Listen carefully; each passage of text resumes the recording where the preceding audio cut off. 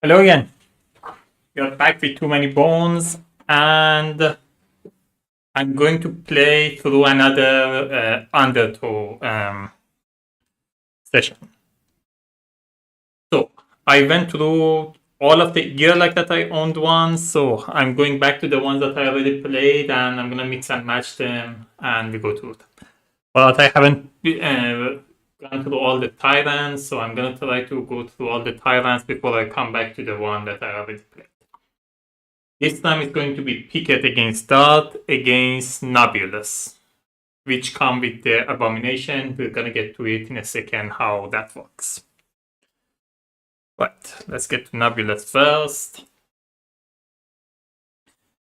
The oldest member of the Gearlock Council, and according to him, the oldest Gearlock to ever live. Nobulous Green has always defied convention. Disinterested in the pursuit of fleeting pleasure of present day or century, is turned his eye to matter of the next millennium and the search of immortality. He does not tolerate council interference and stand in outright defiance of scientific ethics. Rumor suggests this disregard for limits in experimentation is what led to the breaking of Daylor. So we're gonna need 7 progress points. We have 10 days to finish it. And we'll be facing a scale type, animal type, and goblin type baddie. I already sorted them since we are playing with the Undertow. I also added Krellin and the mechs. I also added the ones from the, what is it called? Splice and Dice. But I only added the one that matches both of them. For the one that are like double type, the one that only one type matches, I didn't match. I only matched the one that matched both of them. So it's either a scale and animal, animal and goblin, or a scale and goblin. The Abomination is just the make. It comes with Nobulous. We'll see during the battle how it works.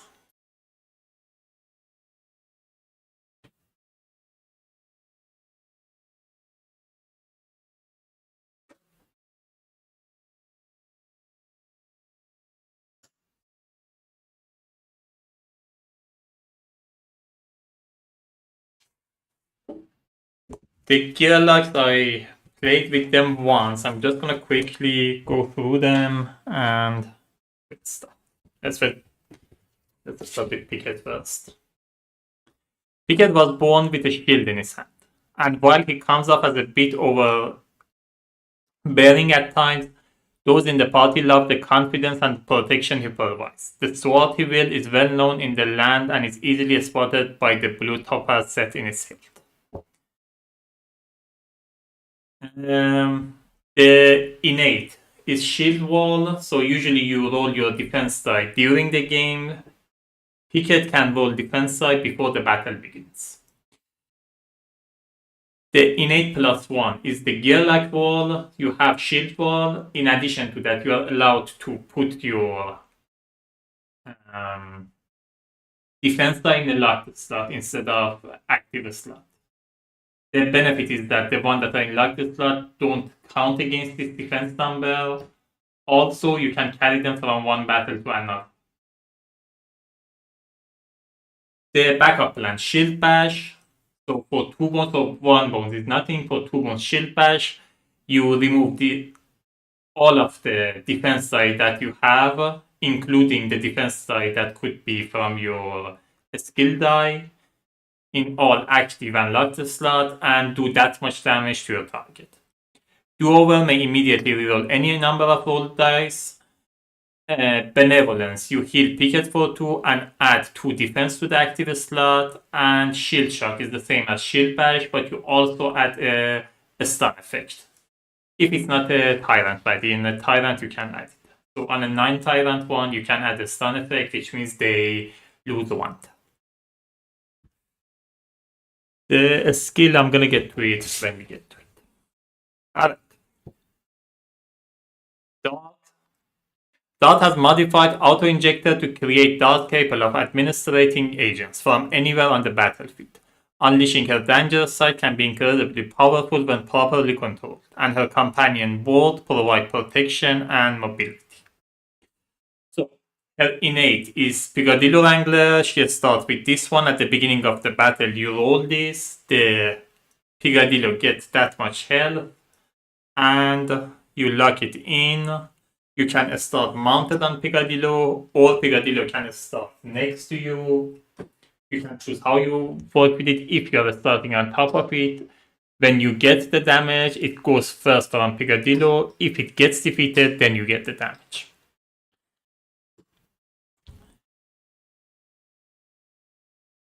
And the innate plus one is Picadillo Master. The difference is that you don't roll this one, you just put it to any number you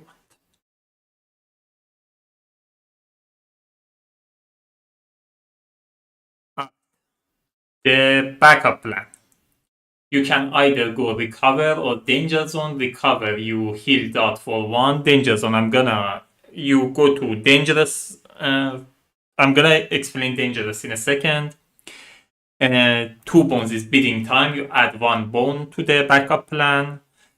3 bone quick and painless. Roll an agent. Agent is this die that you usually apply with attack die. Roll an agent from dot skill area and apply it to any target. Unfortunate discovery, you get a consumable. Right. So some of these dice are agent. You can apply an agent with your attack die. So your attack die automatically dot that you can use to apply agent with them. If you apply an agent, that attack die gets exhausted. So what is dangerous? As I said, you can use 1 bone to go dangerous. After that, let's say I had, for example, 3 bones here. I use one of them to go dangerous. We flip it to the other side. If board is already in the game, then it's already in the game. If not, if this is exhausted and board is already defeated, you get to roll this again and put the board back. Then you come with board on the battle. You mount the board where you are on the battle mat. For every of these that you remove, you get to move up to 2. You get to displace the stuff and do 1 damage to an adjacent baddie. One thing I played wrong last time, this damage cannot be to the same baddie in 2 consecutive turns. So if you are, for example, using it 3 times, the first time if you are doing it like for 1 baddie, the second time should be another baddie, the third time you can come back to the first baddie or go to a third baddie. So it cannot be the same baddie 2 consecutive movement. The true damage that you apply. I think that's it for now. I'm going to explain the rest later when we get to it.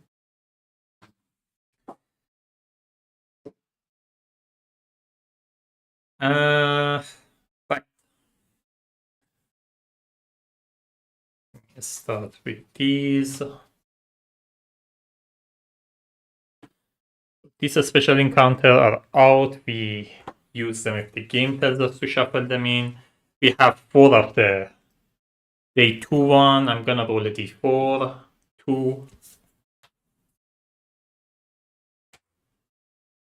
4 day 1, 1. We have 10 days. And in Undertow, you have only first 2 as a special one, so it's -2, not -3. So it's going to be 8 general encounter.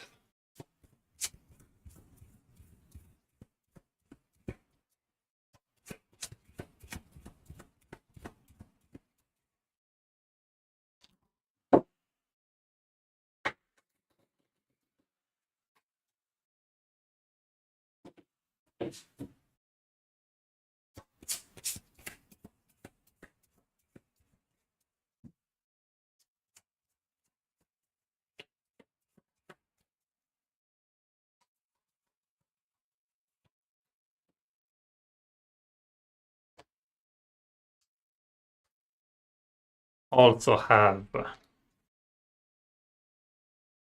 2 Tyrant encounter for Nobulous that we shuffle them in.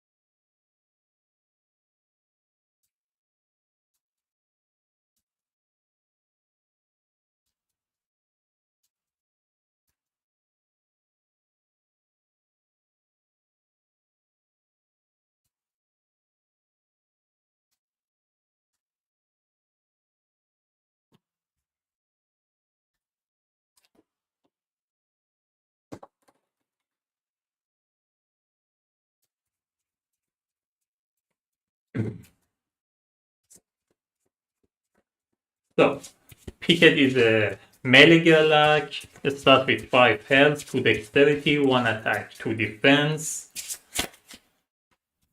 His profession are captain, which is these red ones.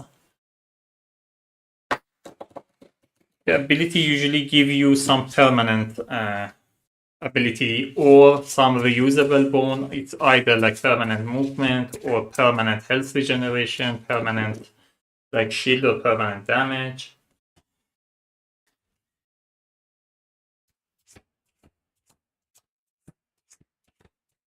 The hero one is this one. It's basically defense die, but better. Some of them give you like more defense or more bones and stuff. The protector give you ability to taunt. These ones give you ability to taunt or even intercept damage that can be dealt to other people. And the warden gives you ability to like move and sometimes even manipulate the battle map and also, for example, switch places or move around there or reduce the damage. And if you have 2 of the same thing, you also get to do damage back after resolving the time.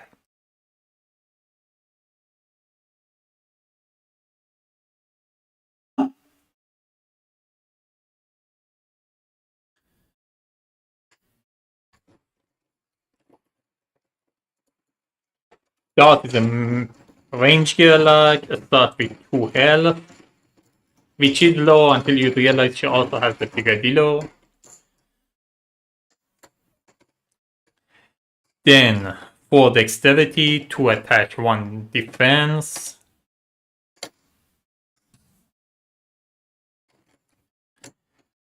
Her professions are bioweapon, pharmacist, toxicologist, and pathologist. So bioweapon is mostly, so is this one, the red ones, which is the board and the ability to like get some of your dice back. Or the ability to get more bones and stuff. The pharmacist are these. They are agents. As I said, you can roll the agents with an attack die. Oh, one thing I forgot to mention. The dot is a special. You can't roll all of your attack die against one. So usually you choose a target and roll all of your attack dice against that one. In the case of dot, you can do that. For each attack die, you have to choose a different target. And if you want to, you can choose to roll the agent with that attack die. That agent apply to the enemy at the end of the enemy's turn. One of the agent can come off. You can roll up to 3 agents on the enemy. It can have up to 3 active agents, and one of them comes up at the end of its turn. So, some of the agent could be from this pharmacist one. Backetol is like force them to move, or you can have a simulant that instead of getting removed, it just ticks down. It is a good thing if you have like a really good agent that you want to keep on the body. You can use the simulant to keep it on longer. Right. Then we have the toxicologist. It's again some agent that has some effect on the baddies.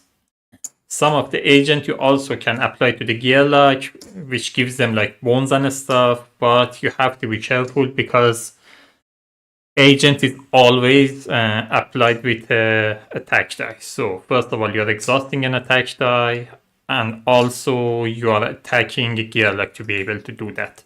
Sometimes it's worth it. You really need that thing. Oh, why am I making 2 parts of this?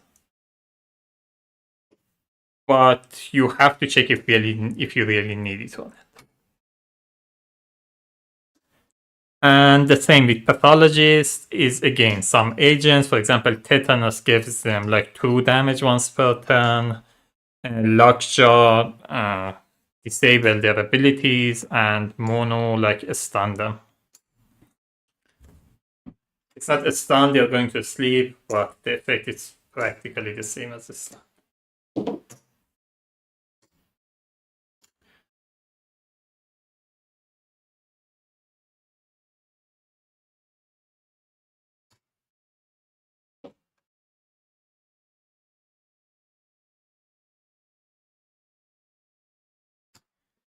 Need to be smart about how I put these. Let me put these in front.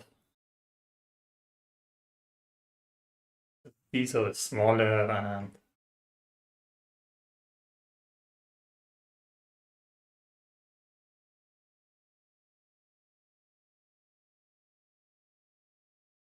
I think I have everything. I'm playing on the legendary difficulty, so I'm not starting with any training point. So let's get to day 1.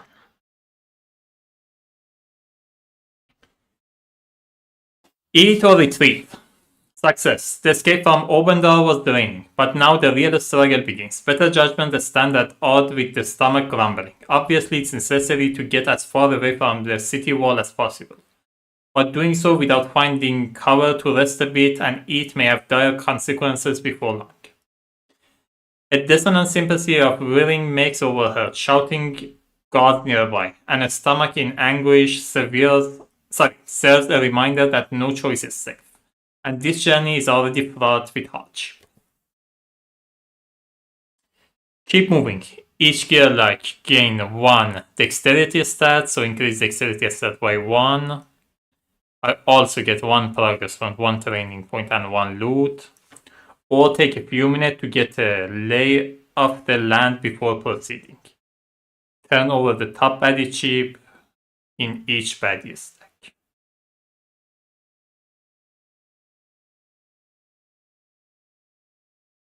The second was it's nice, but since I'm not starting with any training point, I was planning to use one on dexterity on Picket anyway. For Dota, I wasn't planning to get dexterity, but it is what it is. At some point, I have to increase her dexterity as well. So I think I'm going with the first one. So everybody getting 1 dexterity.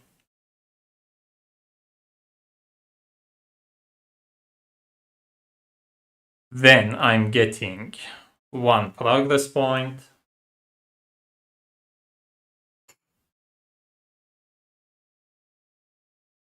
1 training point and 1 loot.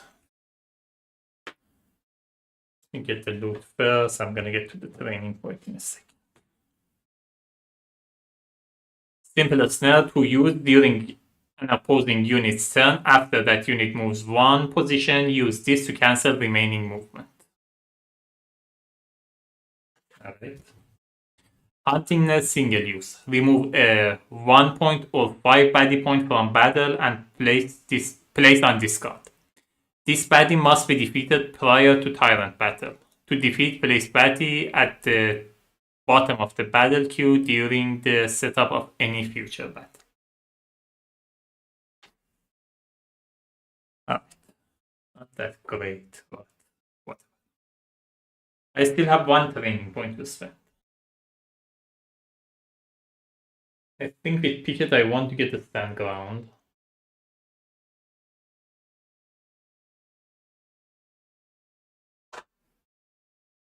So a stand ground, 4 side of it is the reusable bone, 1 side of it get locked and is a constant regenerate at the beginning of each turn. You keep healing. For that, I think I'm gonna get tetanus.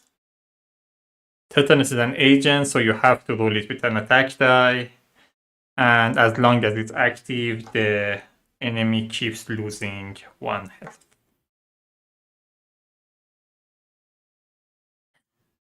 I'm gonna scout ahead. I'm scouting ahead with Picket. 6. Don't think I want to do a 20 point. I'm just going to do a 5 point. Dragon Juvenile, its range, bleed, and careless. Yeah, combination of range and bleed is kind of nasty. I'm gonna put it away. It would have had 3 attack die, 2 defense, 5 health, which means I'm unlikely to defeat it before it can go. So one of us is gonna get bleed, which I don't want to do. But Dart is scouting ahead, 5.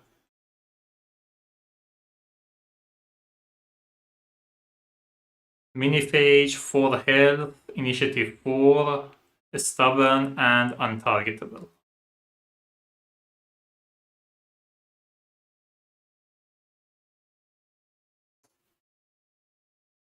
Untargetable is not a backup plan. Does it mean it's always untargetable? How do we defeat it?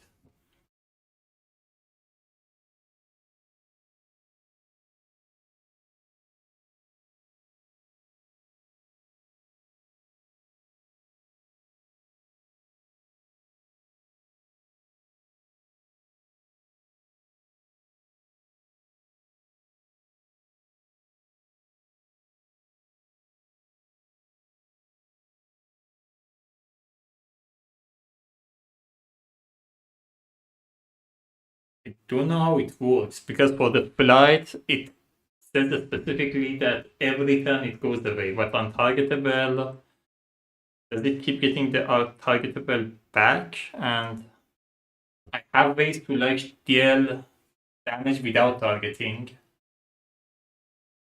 But 4 health and it's rolling to attack die.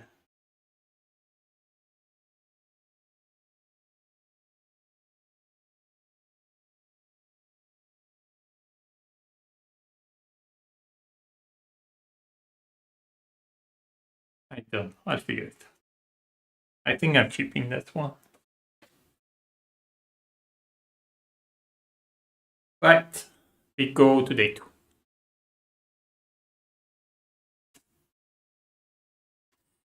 Fish and gear-like stings after 2 days. The sphere is now miles back, and the river is just ahead. As luck would have it, a perfectly serviceable raft is tethered at the bank to a young Stardust sapling. Its owner is nowhere in sight, but hopefully he won't mind that his vessel has commandeered for good use. There's still a question of what to do about these ripe-smelling gearlock cloth. Ripe-smelling gearlock cloths, though. The more time spent washing up at the shore, the greater the chance of make assault. But the seaborne fearsome Curlin can detect rancid smell from miles away. So we have a choice between like raft side or this side of the mat. The first one, to the raft, battle queue is baddie point, including Krellen. So we are in day 2 with 2 gearlock. The baddie point is 4, so it's going to be 1 Krellen, 1 point baddie. The Krellen appeared injured from a recent scuffle with another of his kind. When Krellen enters battle mat, it does so with half HP around the remaining HP health down. Let's freshen up. The mech approaches the area with his guard down. Battle queue is baddie point, including mechs. When mechs enter battle mat, it doesn't have any starting defense. Ignore this. Either will give me 1 progress point, 2 training point, and 1 loot. The Krillin, some of them are nasty, but I think I still want to do the first one. Yeah.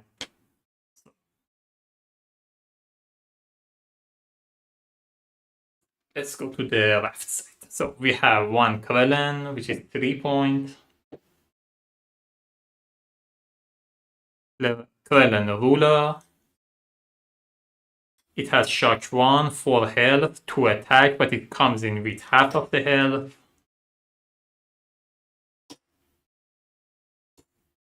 I should have put these actually. The Krillin is always comes on top. Because of the effect of the battle, it comes with half of itself. Where did I put it? Position 5. So it has 2 attack, 4 health attack given it. Initiative is 4. And it has shock 1. I think it removes bone. Let me make sure. Oh no. Shock number, exact number of skill die, player's choice from target skill area. Excluding dice used as counters. Alright.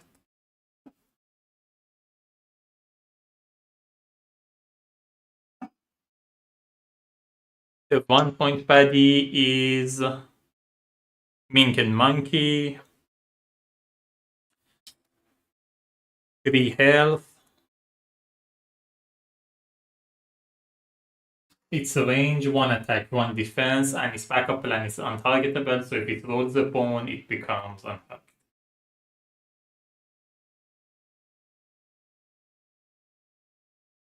Ini is also 4.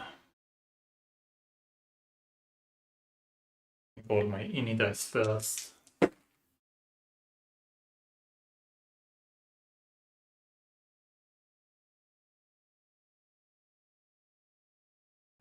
Two and a 4.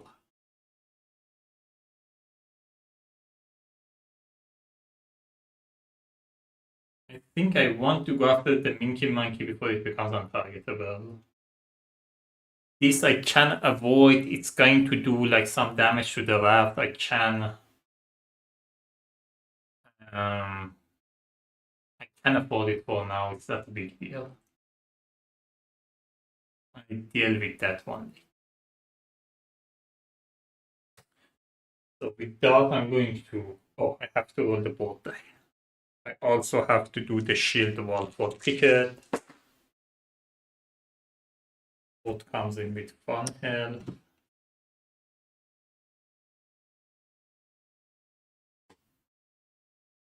The bones that you use during the shield wall, you are not allowed to use them in backup. So I'm starting with 1. This guy is going to move here, so I'm safe here. Okay, let me go here.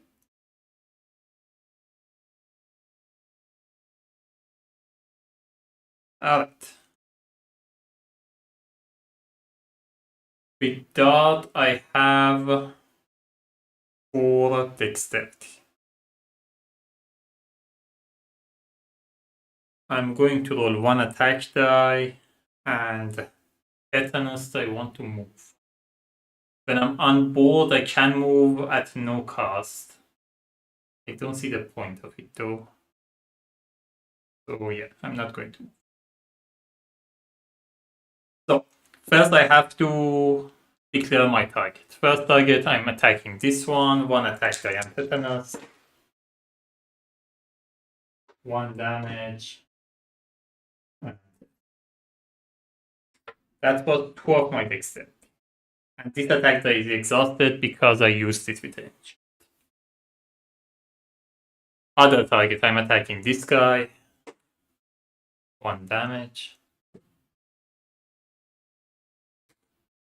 I still have 2 dexterity left. I'm gonna roll a defense die.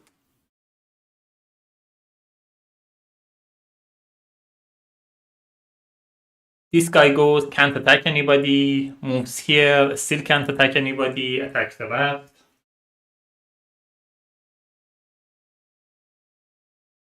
Mink and Monkey goes, 1 attack, 1 defense. It's attacking the weakest, which is, oh, it should have also lost 1 health.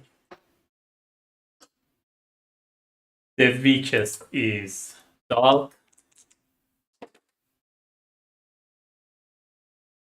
1 damage, 1 defense, 1 damage, takes this.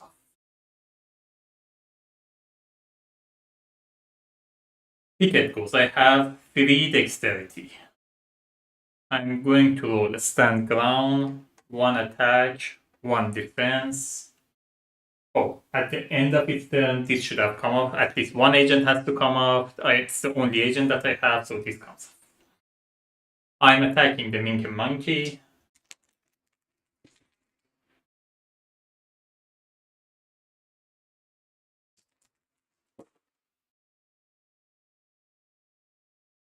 Two damage, Minky Monkey is already.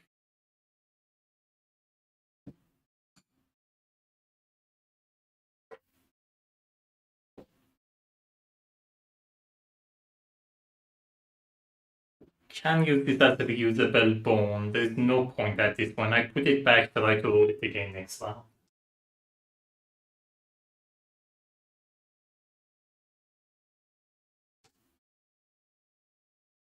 Maybe I get the permanent heal.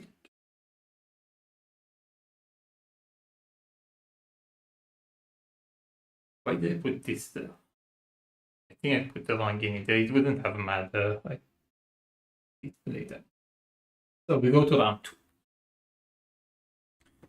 Dart goes, I'm attacking this guy, rolling 1 attack die, 1 defense die.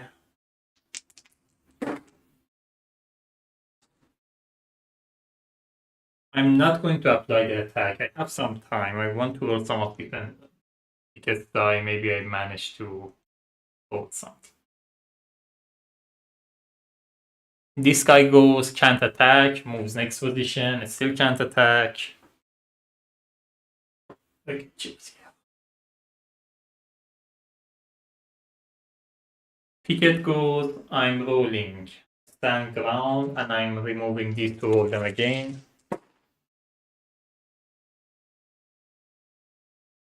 That's nice. So I like this. From now on, at the beginning of each turn, I get to heal. We go to round 3. Dart goes, I'm rolling 1 attack die, 1 defense die, attacking that guy, 1 damage. It's defeated.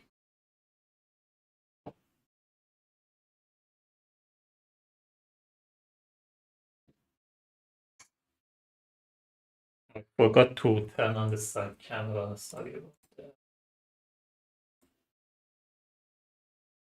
Now this is over, but just keep it on in case I forget again.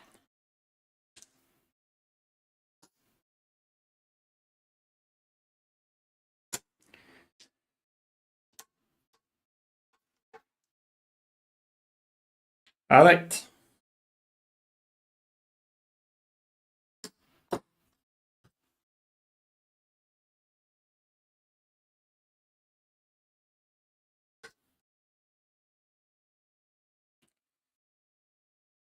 We got 2 training points, 1 progress point, and the loot each. Let me get the loot first. Toss tap and twine. During a water battle on your turn, remove up to 3 wreckage ship from positions that are either adjacent to or at your existing position. During a land battle on your turn, place an obstacle in an open adjacent position. For Dart, we have Fortunate Discovery. Do I want to give it to Picket or do I use it? The Orcish Ale and Gavi Jerky are both nice for Picket, but I think I want to use the Bandolier, so I'm just gonna use it.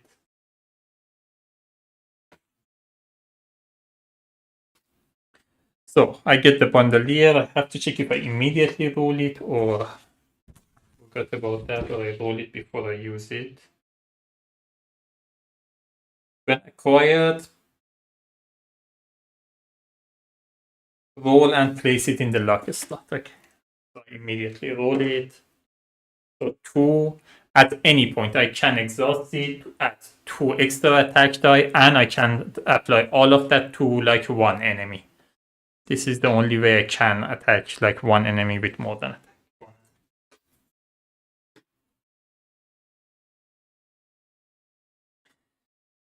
Right. 2 training points. With Picket, I think I want to get another dexterity.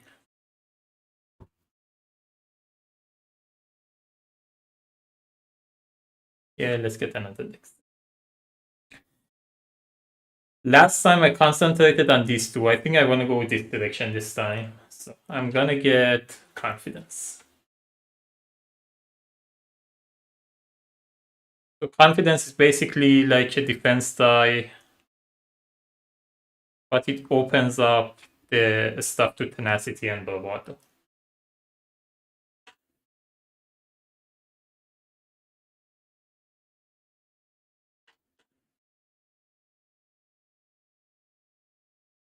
With dart, I think I want to get one health.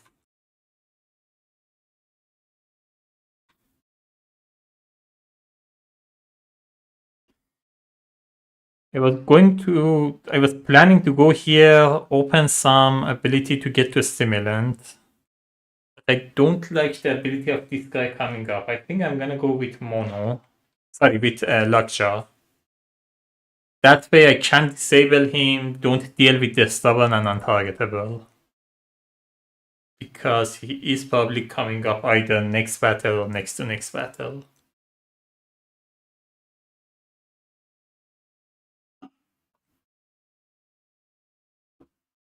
And hopefully I roll my ini before him. Oh, wait. Before we go to day 3, I'm at full health with both of them, so I'm just going to, by the way, she should have gotten 1 health when I trained. I'm gonna scout ahead. 3. Blind strike, dodge. I have ways to deal with dodge, it's not a big deal. The chimp acrobat, I'm scouting ahead with dart. 1.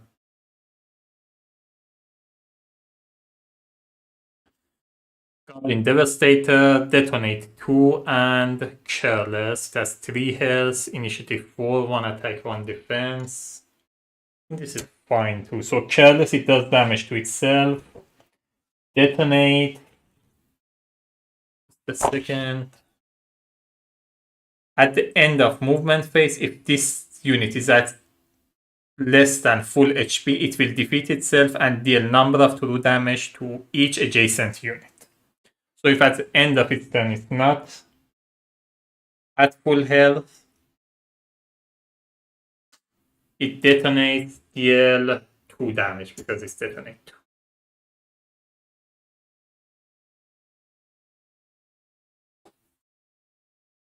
Ooh, I can mix it with this simplest nail because it does that at the end of its movement, so it's likely to move next to me and detonate. But if I combine it with this, it could work out. We go to day 3.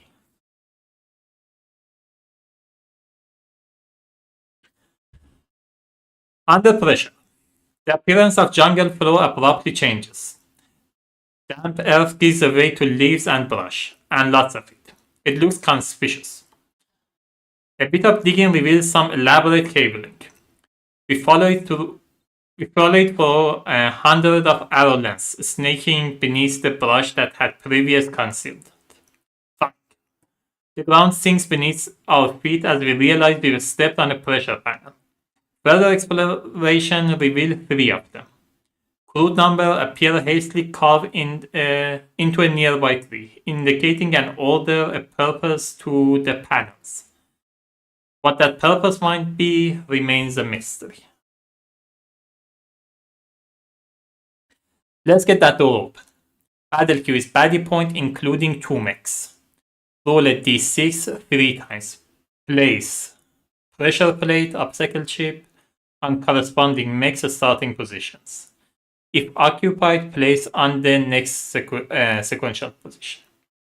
Encounter success is achieved and battle is ended when party triggers each pressure plate in numerical order by moving adjacent to it or spending 2 dexterity.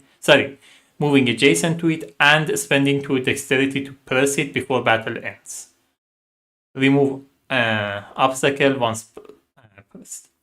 If successful, party may shuffle a special encounter, council, labs, research, and development to the encounter deck. Or skip the dwarf, we've got company. Battle queue is baddie point, including mech, so it's the same, it's just that we don't have the pressure plate. We do have a ton of movement with darts, so the first one is not crazy. Let me see what the encounter council lab is.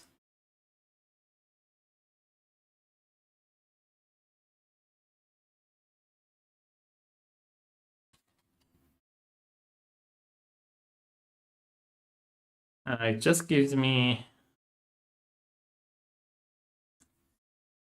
loot and no training points, so I don't think I want to shuffle it in. I don't know if I was allowed to look at it or not. So I think I just go with the second one. I don't want to have that shuffled in. I'm already struggling with training points. So I'm just gonna go with the second one, which means we're gonna get progress point, 2 training point, a loot each, and 1 loot in total. So battle queue is baddie point, including 2 mechs. So it's going to be just 2 mechs because we are in day 2 with 2 gearlocks. So it's going to be 6.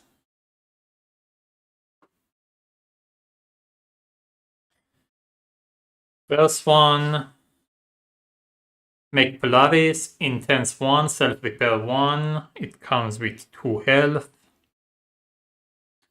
Has 4 health. Initiative is 3. And it has Intense 1 and Self Repair 1. Self Repair means at the end of each turn, it gets 1 defense back up to the initial number, which was 2. It starts at 5.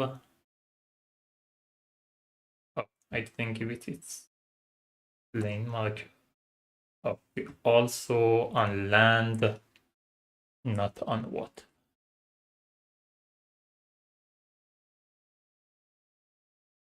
Right, we got it finally right. What are you? Abomination Prototype, Self-Repair 2, and Disruption. So it comes in with 3 health.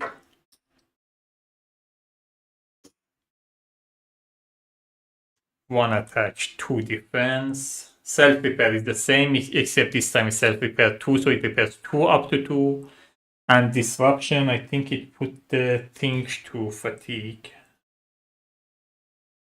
Disruption is the backup plan, so only if it rolls a 1. Yeah.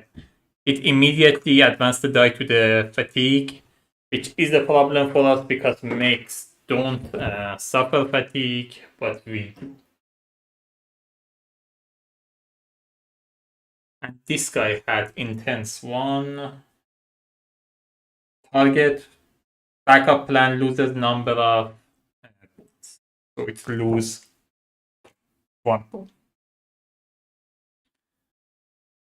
What was this in? Also,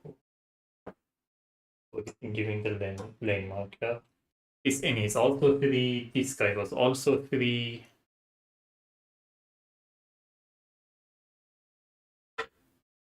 So there any guys.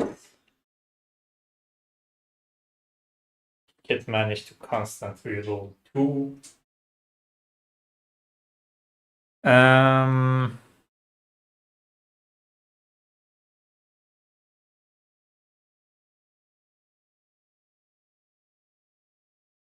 I have to roll the board, I have to roll the shield wall.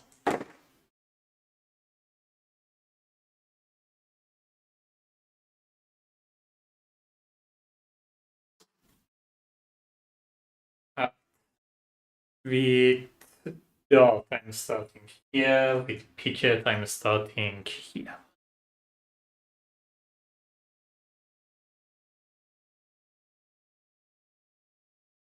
That intense doesn't bother me that much, but the disruption could be nasty. So I think I want to roll the Lockjaw against that one and disable its abilities. And if I'm disabling it, I might as well give it also the Lockjaw. Sorry, the Tetanus. they are immune to like bleed and poison and stuff, but there's nothing that says they can't lose health because of these skills, so they are not immune to tetanus. But start first. I'm going to attack the Abomination prototype with these three. I'm going to roll one attack die against this one.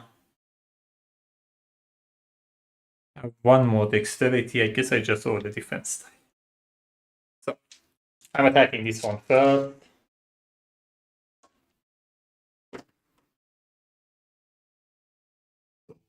One damage, tetanus, and this is exhausted. This one, 2 damage.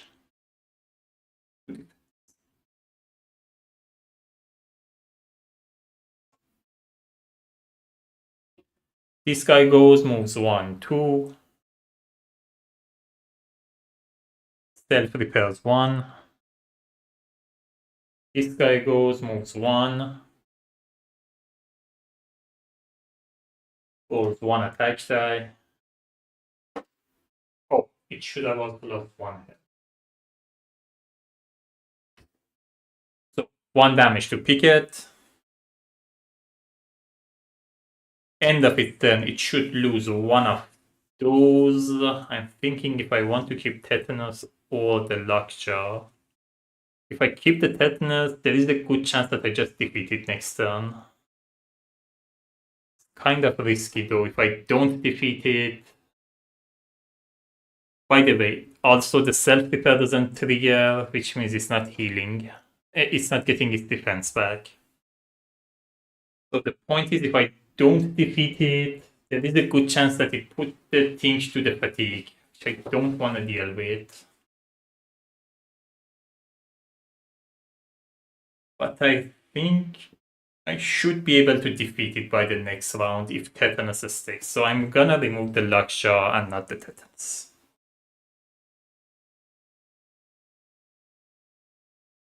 Right. Picket goes, I'm rolling 1 attack die, 2 defense dice, and confidence. Attacking the Abomination prototype. 1 damage.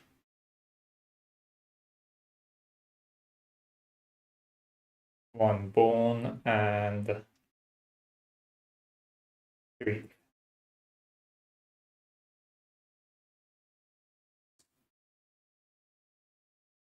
We go to round 2. That goes, I'm rolling 1 attack die against this one. 1 damage.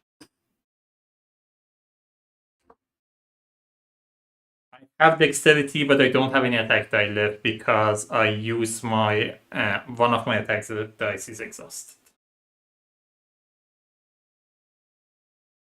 This guy goes 1 attack die, 1 damage. Intense one takes this bone off, and it self repairs 1.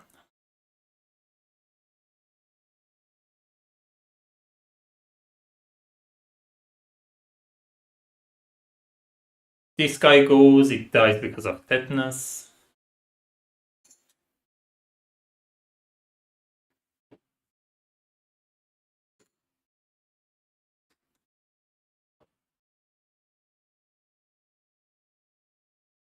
Picket goes, I'm rolling 1 attack die, 2 defense dice.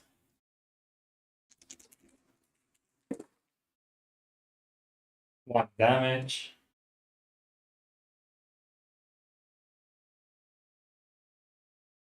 I have 2 bones. I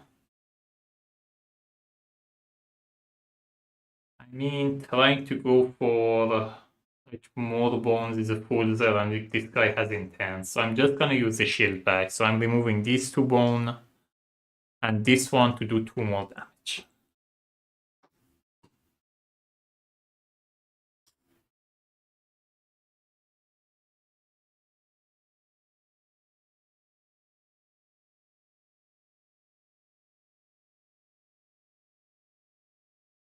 Dart goes, I'm rolling one attack die. I think I want to remove this, try to get some bones. I'm attacking this one.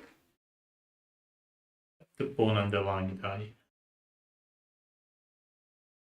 He goes, rolling one attack die. And 1 damage.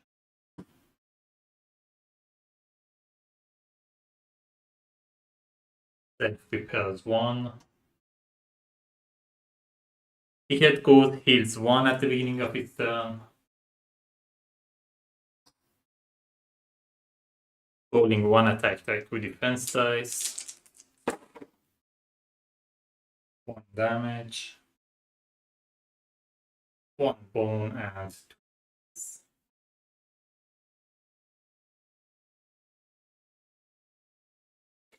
We go to round 4. With Dart, I'm rolling 1 attack die, 1 defense die.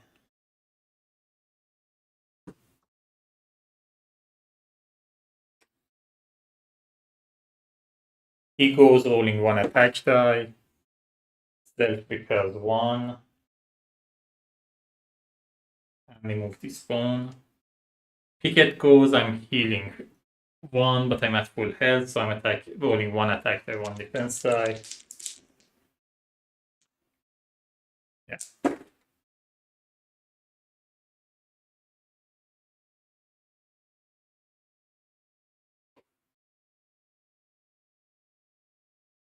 We go to round 5.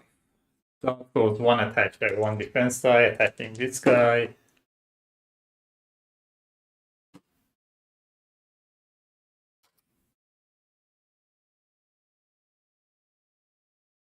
He goes, rolling 1 attack die, 1 damage, intense 1. I don't have any bone. Self repairs 1. Picket goes, rolling 1 attack die, 1 damage. Oh, I could have rolled the defense die as well.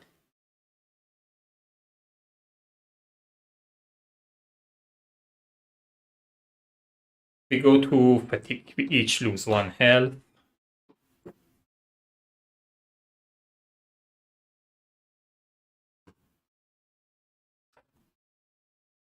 Dart goes, rolling 1 attack die, 1 defense die, 1 damage.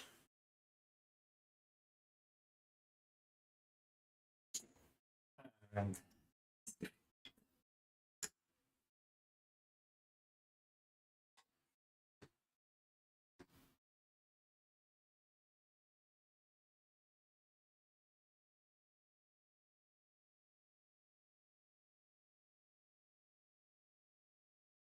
right. Lockshot chain is super handy.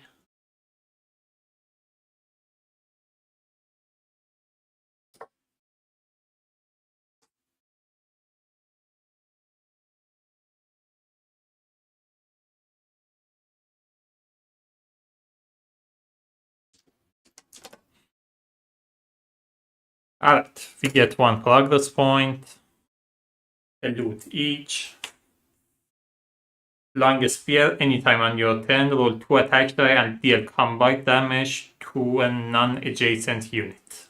Does not cost this. That's nice.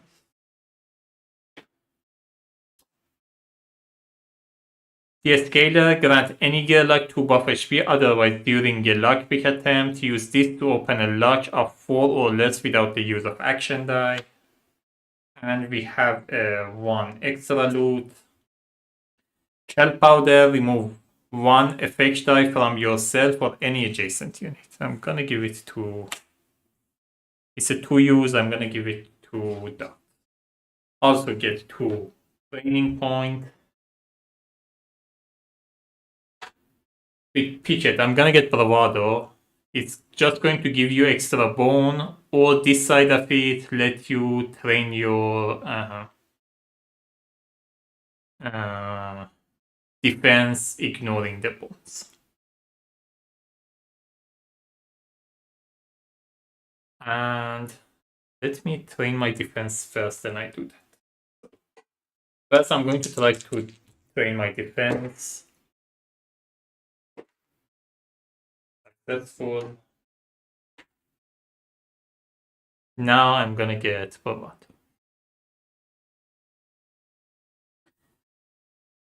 with the. I think I want to train my attach.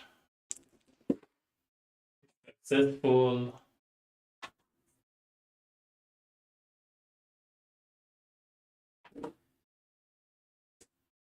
And since I already got this, I'm thinking of getting mono as well. Putting the enemy to sleep is not that bad.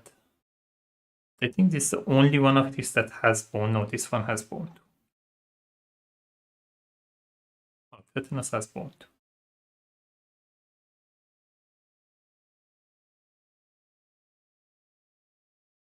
But I may need Deliriant as well. It's just one bone, and if you use it in Dangerous one, it gives you extra movement.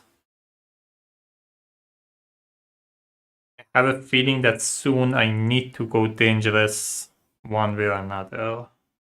This is like a granted bone. Yeah, let me go with Deliriant.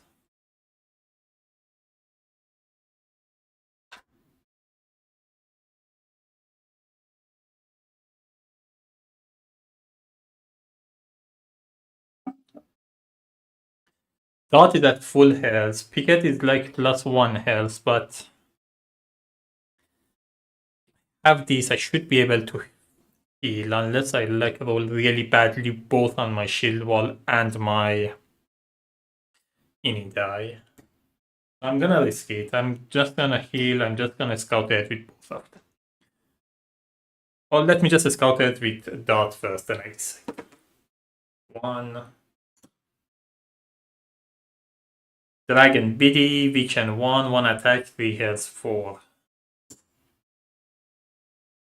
Initiative.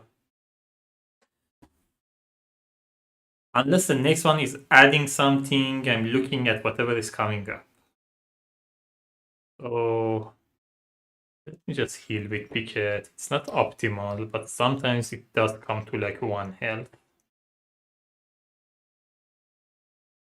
So yeah. Day 4.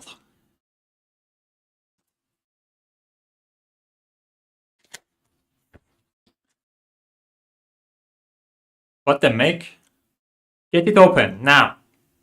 We haven't slept. The make have been chasing us for most of the night. We find a hiding spot, hold our breath, wait for the makes to patrol the area, get discovered, rinse and repeat. Get discovered, rinse and repeat. We've eluded a few, smashing them against trees and kicking them into the seaboard, but a couple of dodge pursuers continue to give chase. At last we spotted a building with a door strong enough to hold them back. There is a very simple mechanic controlling the door, we just need to get inside and we'll be rid of these things. Of course, who knows what's inside? Allow me to introduce you to today's panel. Battle queue is Baddie Point including 2 mechs. Use an obstacle chips as the access panel. Any gear like adjacent to this panel may spend a dexterity to make a lockpick attempt on this 3 trip, 3 force panel, and open lock will remain open for the next attempt. Only 1 attempt is allowed per gear lock turn. Once panel is unlocked, gear lock may move adjacent to it and spend 1 dexterity to interlap. Party may also auto-unlock and enter after defeating all baddies.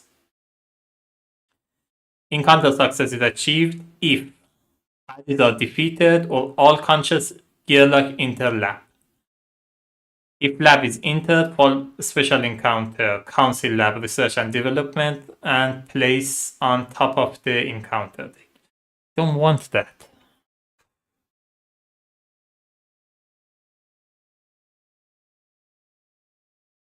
I guess I just try to defeat all baddies.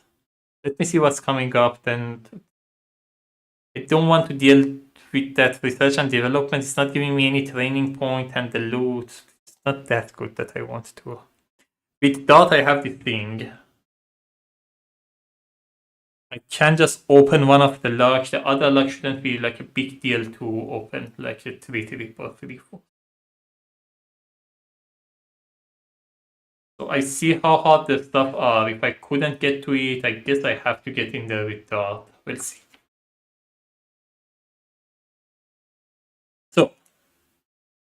Battle queue is baddie point. We are in day 4, so 8 including 2 mechs. So it's going to be 2 mechs and 2 1-point baddies.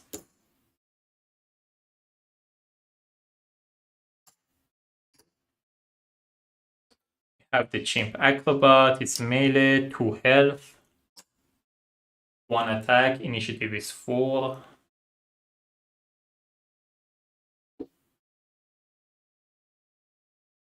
The goblin devastator,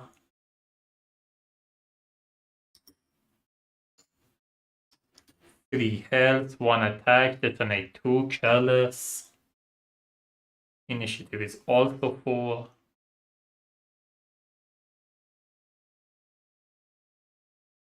The panel is here, so the mechs can't enter here.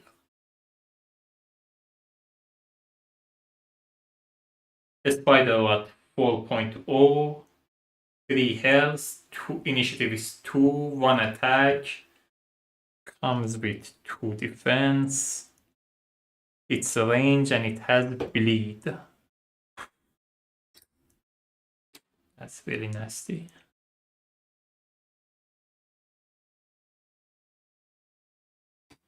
And it has equipment. So for equipment, when it enters, you roll a d6. 3.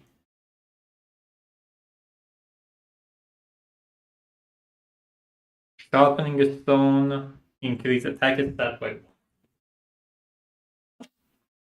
Just gonna put an attack die on it to remember. Who is blocked?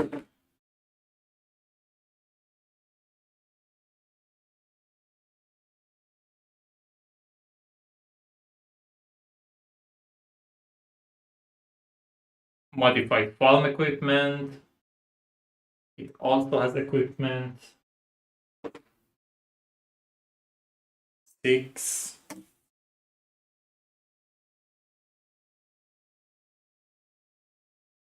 Increase any die by 2. So its any die would have been 3, it becomes 5. This any die was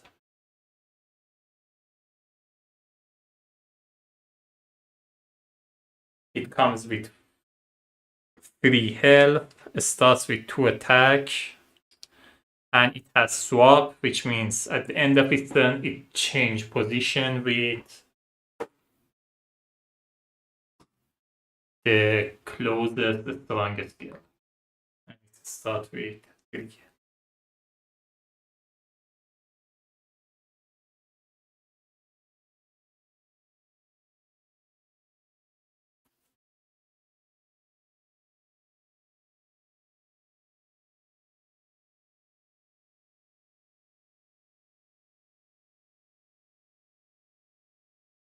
Roll my any dice.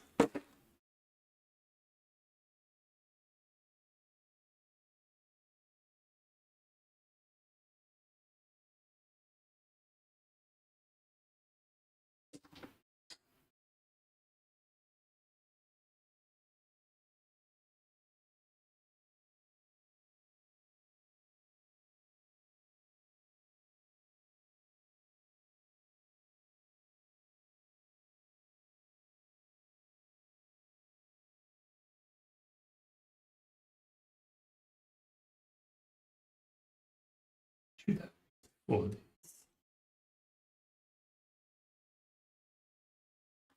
This guy has blind strike, which means at the beginning of it, it's gonna do 1 damage to this one. So this is going to detonate no matter what.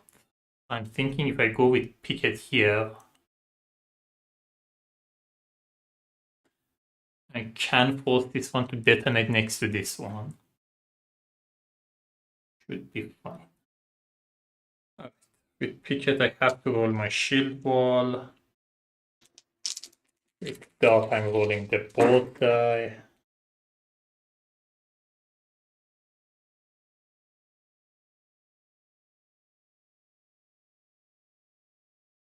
With Picket, I should be able to survive. So with Picket, I'm going here. With Dark, I'm going here. So it's unlikely that I...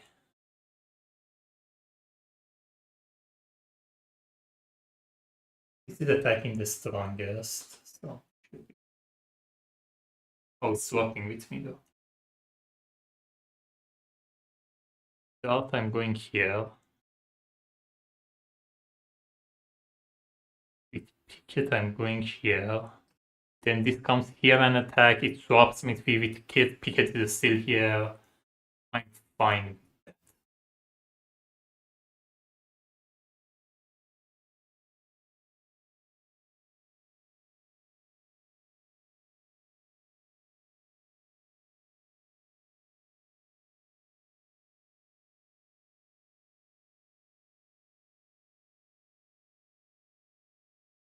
Up. This guy first. Going after the strongest, moves here. Rolls one attack die against Picket. 1 damage. And swaps.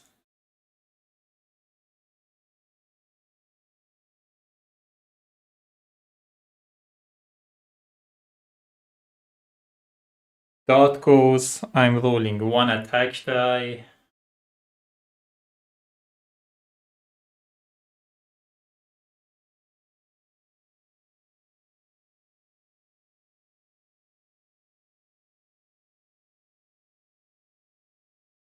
And Lockjaw against this one.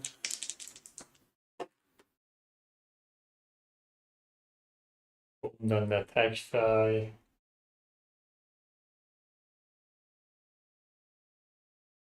This gets the Lockjaw, but still one of my attack dice exhausted. So that was 2 of my dexterity. I'm going to roll. If I'm mounted on board, I can move without spending dexterity. So I'm just gonna move here before I do any of that.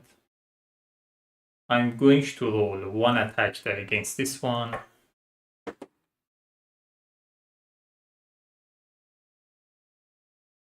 So that was 3 of my dexterity. I have 2 more dexterity. I'm gonna roll 1 defense die, 1 attack die. I'm gonna attack this one. It has dodge, so my attack die doesn't do anything. I was just rolling it, hoping to get bones. So that's it. This guy goes. Blind strike does 1 damage to this one. Moves 1. This one goes, it moves here. It's not at full health, so it detonates.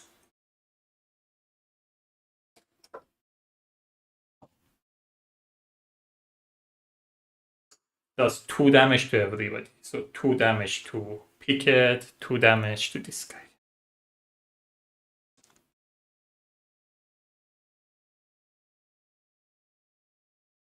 Picket goes, I'm rolling 1 attack die, tenacity, confidence, and 1 defense die.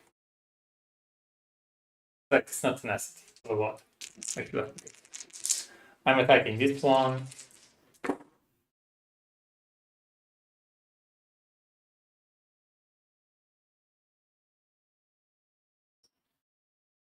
One damage, 1 defense, another defense. Only 2 bones, but only one side of it has 4. I guess I keep it.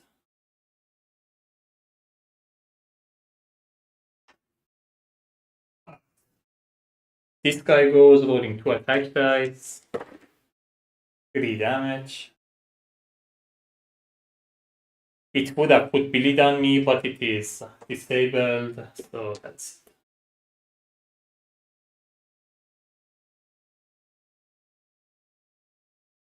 We go to round 2.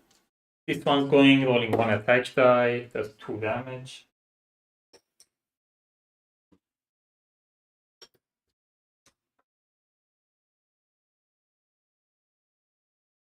Dart goes, I'm rolling 1 attack die and tetanus against this one.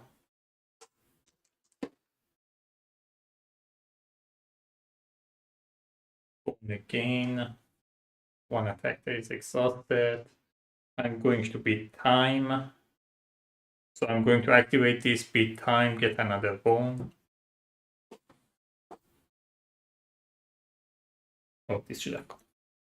This one goes blind strike, no one against, and no one next to it. It loses 1 health because of tetanus. Moves here.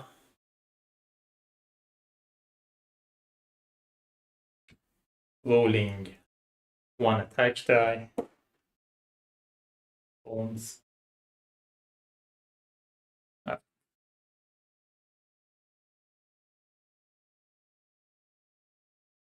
Picket goes rolling 1 attack die, 2 defense dice.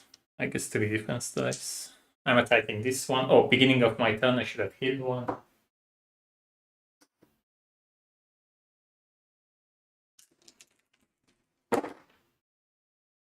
2 damage, so this one is defeated.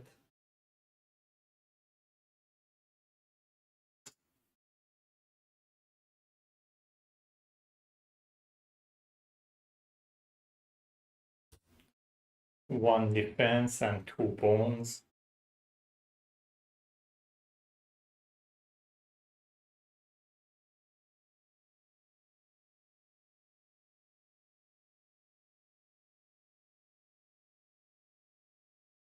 Go to round 3. Oh, this one should have come up at the end of that guy's turn.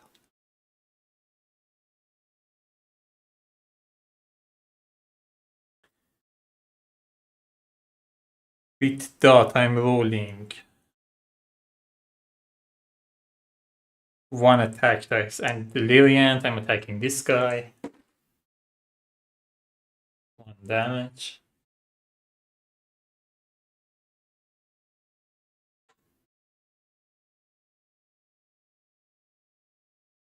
Can use dangerous that's to defeat this one, but I may have a chance to get to my innate +1. And I've constantly rolled 1 bit to both, so it may not be a crazy idea. So I think I'm just gonna hold up to it. Maybe I can get that. I'm gonna use my backup plan. I'm gonna beat time.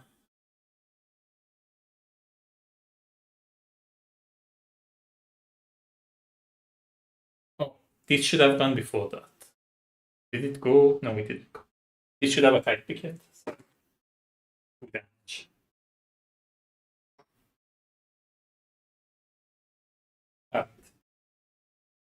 This one goes blind strike. Blind strike. Attack start.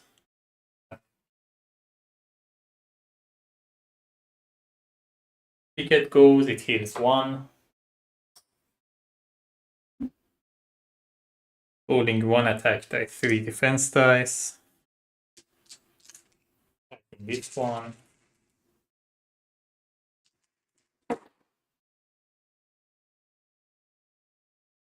1 damage. Oh, I forgot to swap last time. Forgot to swap last time as well. So it should have swapped and swapped back, so it would have ended up here. I just have to be careful to swap it against this next. Didn't roll any bones. Fine.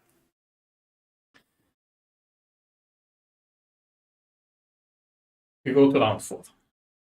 This guy goes, attacks Picket. 1 damage, swaps.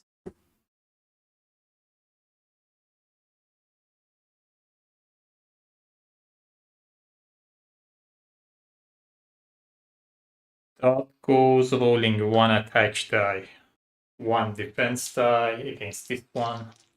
2 damage.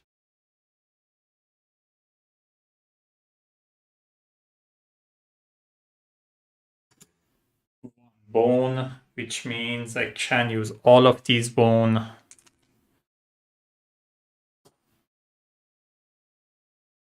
Go to innate +1.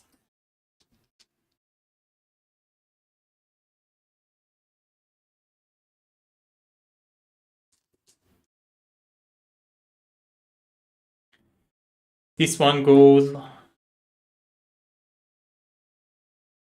blind strike, blind strike, attacking the weakest, which is dart.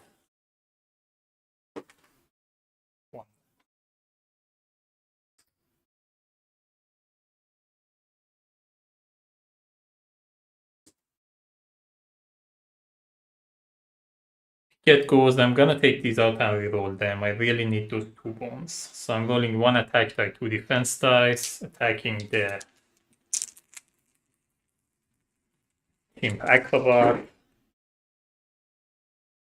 The 1 attack I can't apply, but I do get 2 bones I wanted. So Picket goes to innate +1 as well. Oh, at the beginning of my turn, I should have also won.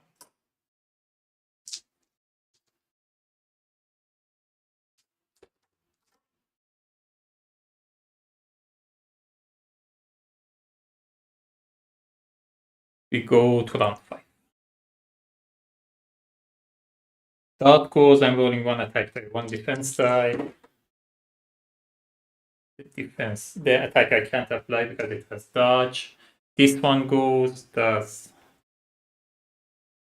weakest strike, attacks the weakest, which is dart. Picket goes, I'm rolling 3 defense dice. And from now on, I can't put defense in the lock.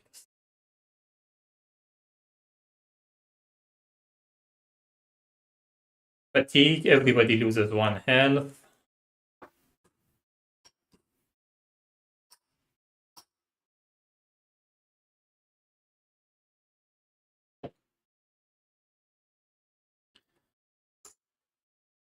And that's the end of it.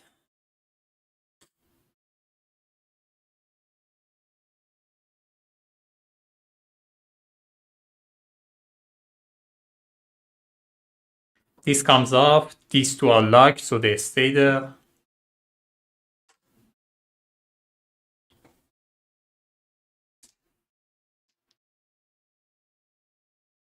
I get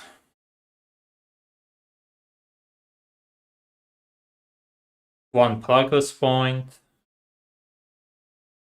2 training point, and a loot each. I need to start using these loots. It's just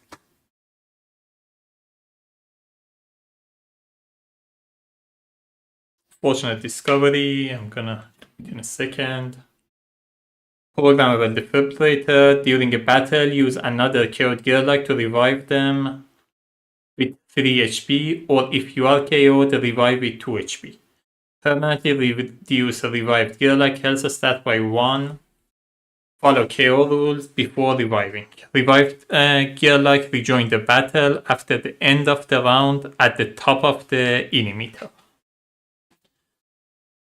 Do not operate under the influence of. Oh, I think I'm gonna hold on to it for the last battle because I may need it. I also, if I lose the health there, it is what it is. But the progress point I got, the loot I got, the training points.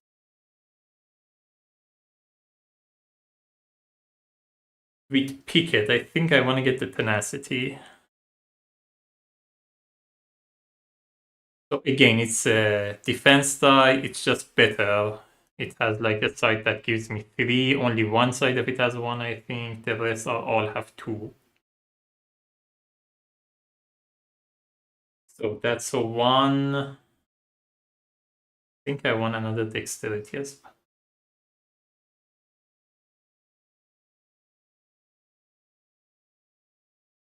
With dot, I'm getting a health. And I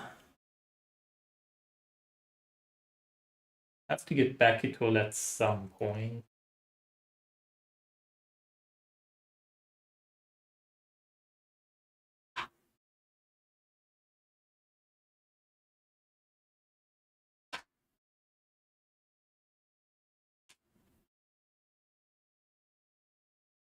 Yeah, I'm gonna get backdoor.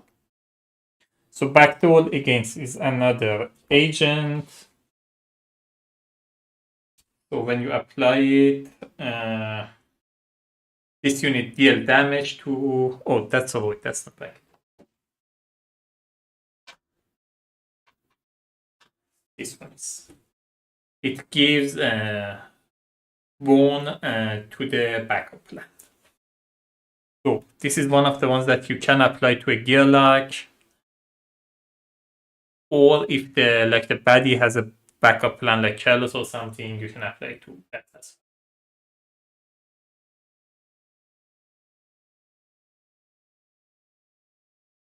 well. So with Picket, I think I want to use the Fortunate Discovery already.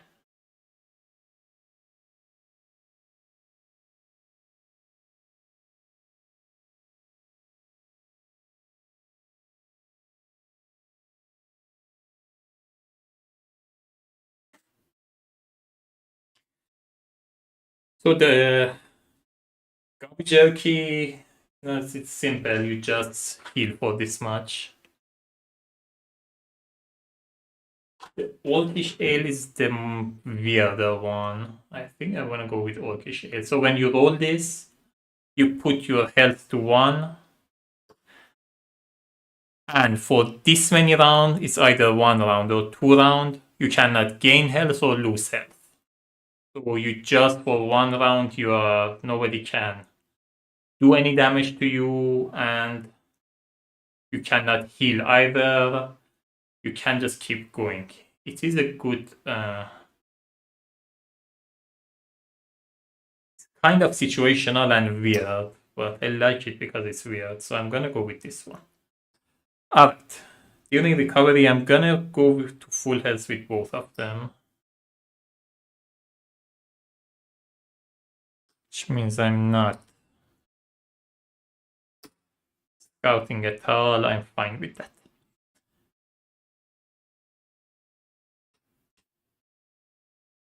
With board, I'm now on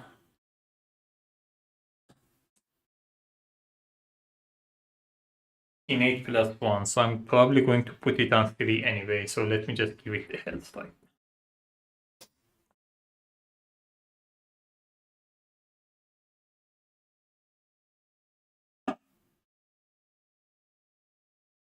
Day 5.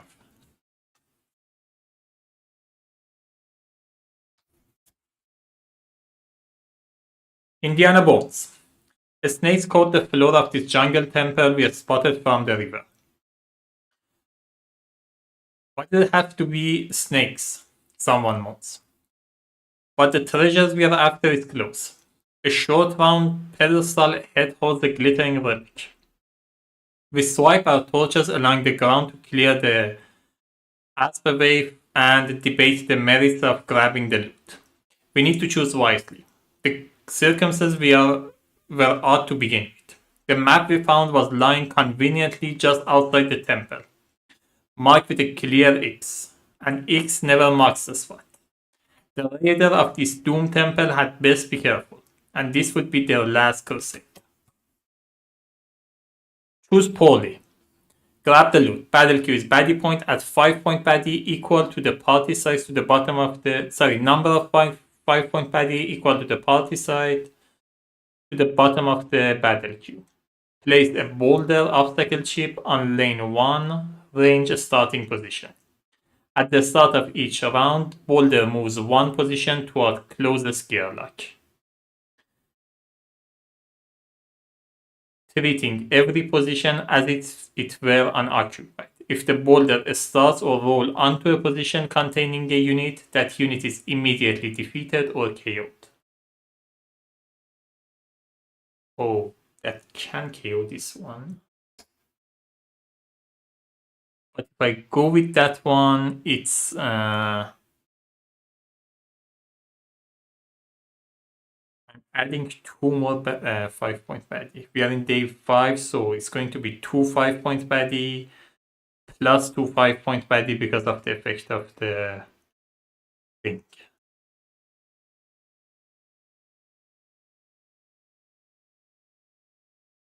It's still nice.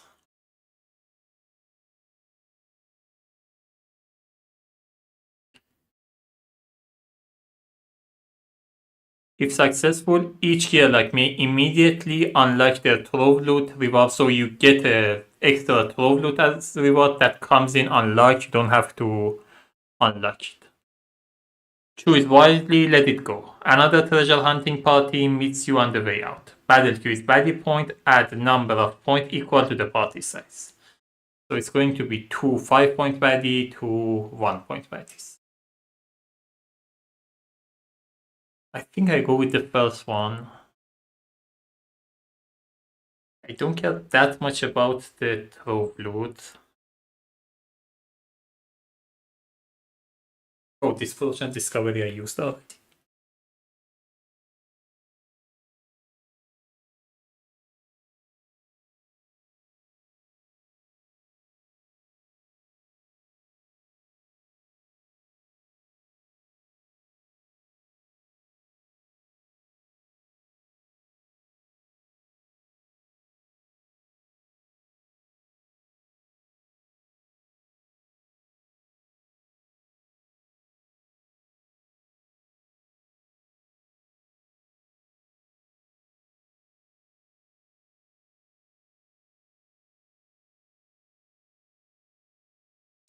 Yeah, let's go with first one.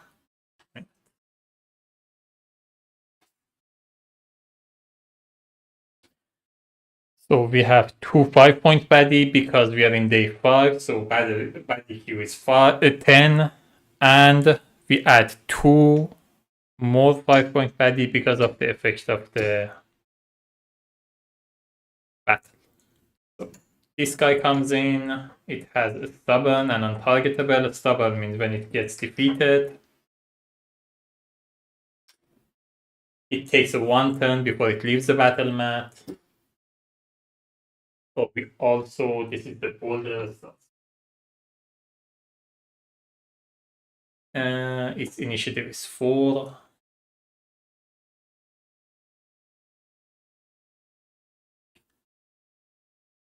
Goblin Artificer. It has equipment and mischief 2. Equipment, I have to roll this die again. 1.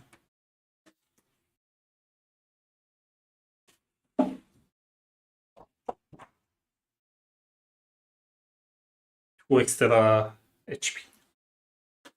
So it would have come with 4 health, but now it comes with 6 health.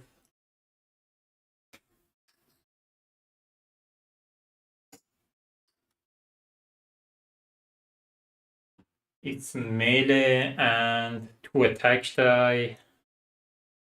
No defense die.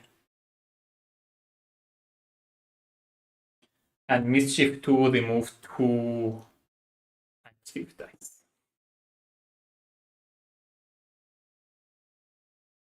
Primate Trapsmith. It has trap and blind strike.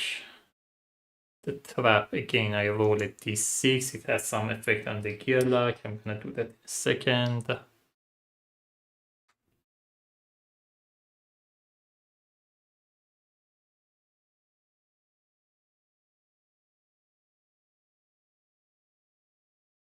Its initiative is 4.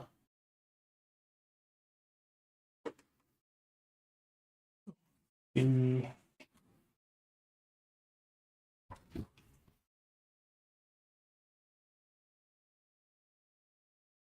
non-water encounters only. Gearlocks of party choice roll a d6. When entering the battle mat, 1 or 2. Gas trap, roll poison. Effect attack.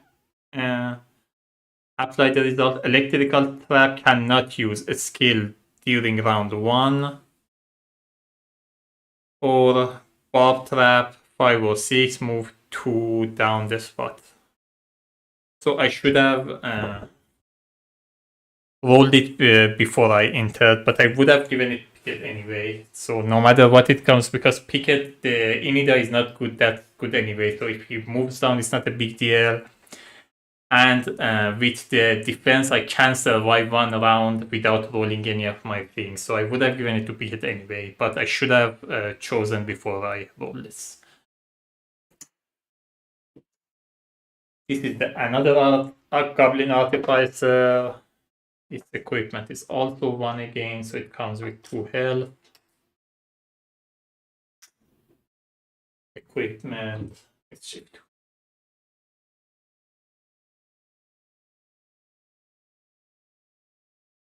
All of them are 4. Oh, this is 5.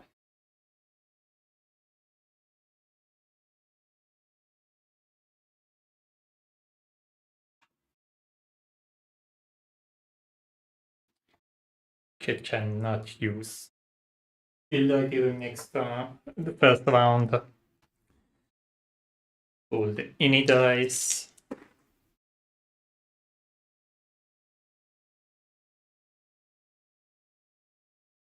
Now it's the dot that is rolling 2. Amazing.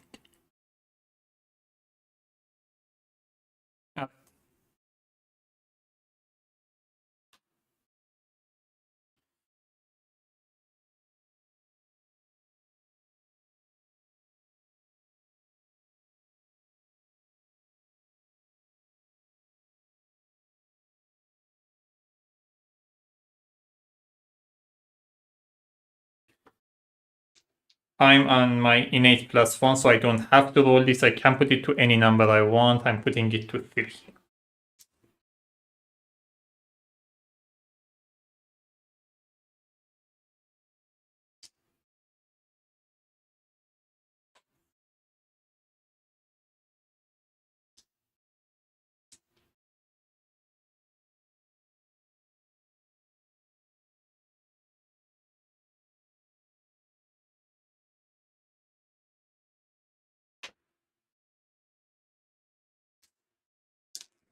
Using my shield wall with Picket.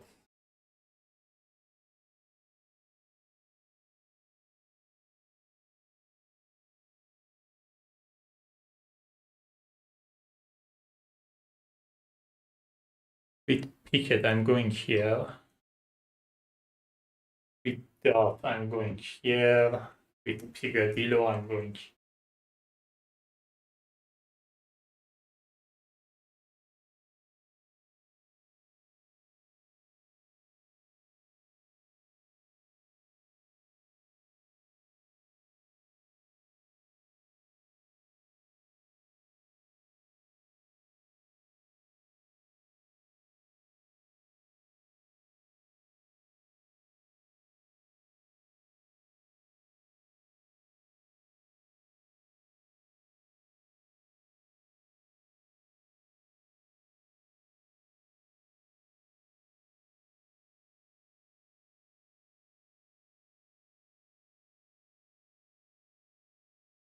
With Picket, the first one, I can't roll any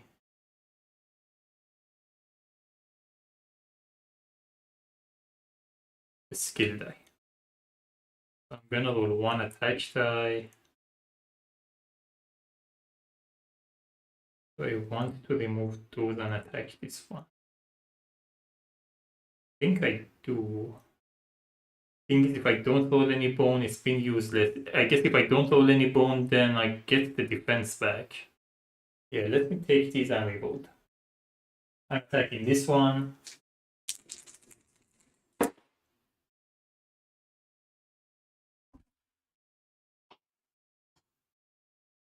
Got 1 bone back.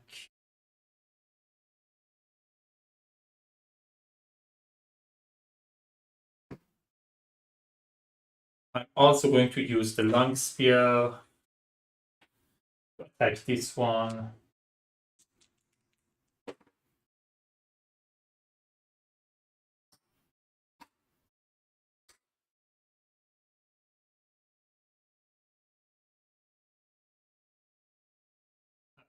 This if Gadillo gets defeated, this one moves.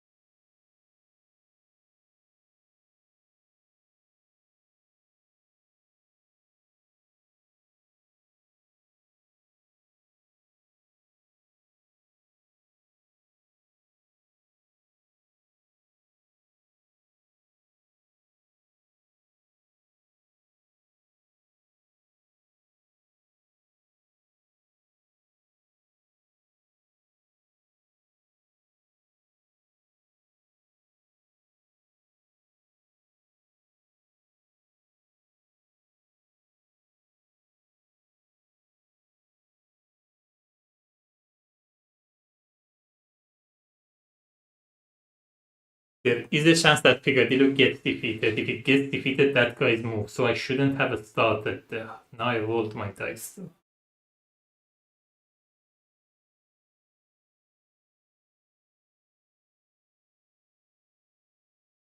Yeah, it is. So this one moves, rolls 2 attack dice. I can get defeated.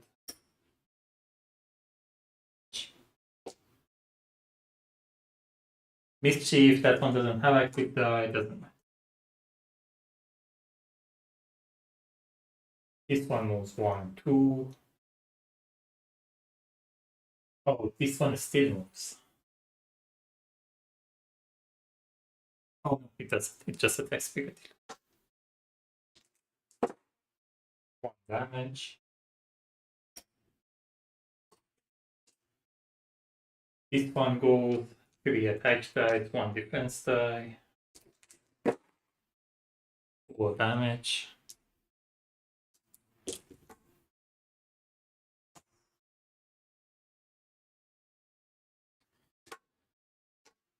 Oh, it should have also done a blind strike, which means when it did attack, it would have been also 1 more. Alright. This one goes rolling 2 attack dice.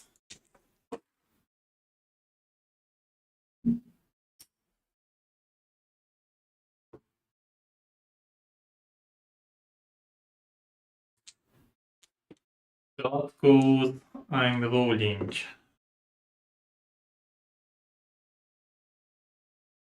1 attack die and Lockjaw against this one because I don't want the stubborn to trigger. It's a waste of attack die though. I think the weakest, I still should be able to survive it.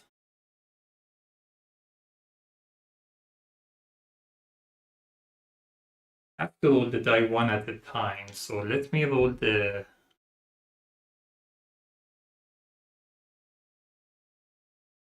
Let me just roll 1 attack against this one.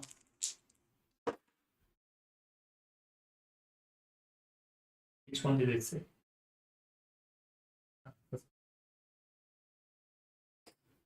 Which means I won't have any defense with her. Can go dangerous, get my thing back though. So I guess I can survive it, whether it is 6. I have 3 dexterity left. I'm gonna roll all of these.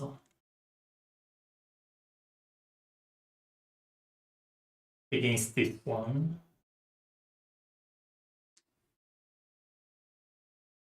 And I'm gonna roll my Delirium as well.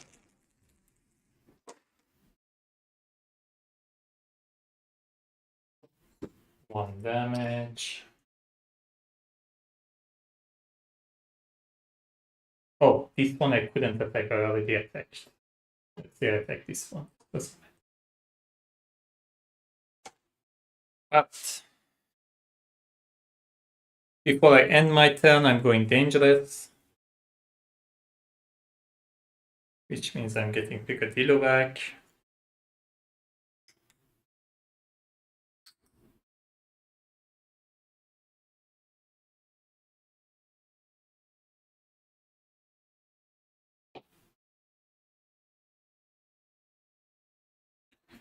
And one of my attacks is exhausted because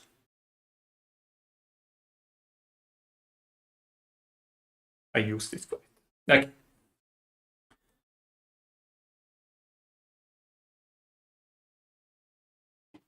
I remove this, move 1, do 1 to damage here. Remove this, moves 1, 2, 2, 1. Which one I did this time now? I think I did that one. I do 1 to damage.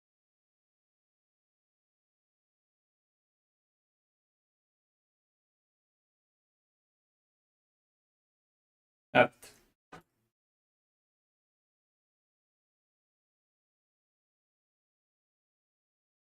When I did that, I also recovered this attack die.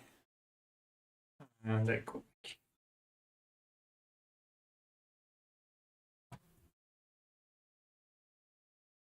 End of the round. The boulder moves here, defeats this guy.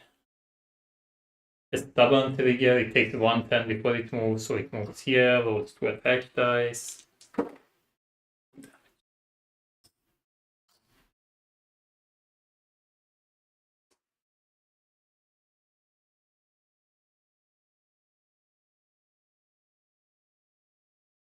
Alright. This one is out.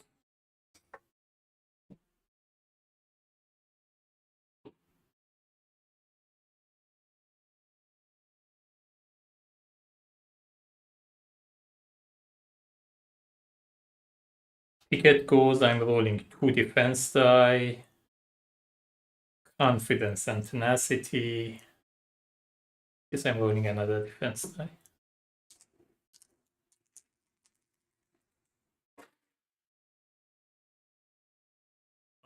Why did I roll attack? So we have 1 bone.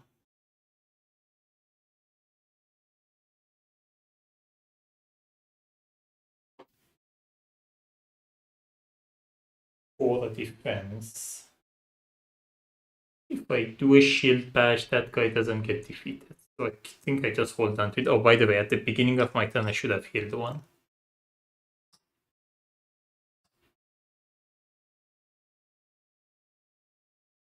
At this guy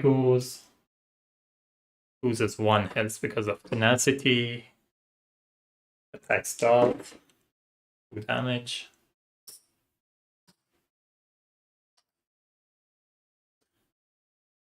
Take out active die. He doesn't have active die. This guy goes 2 damage.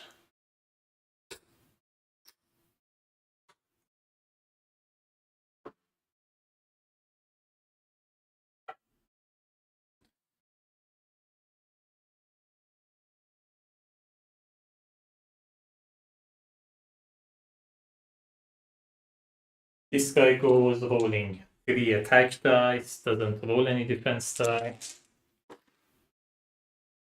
4 damage.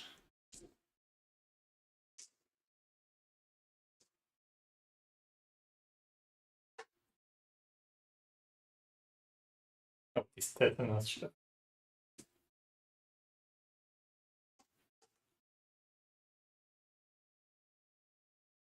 Dart goes.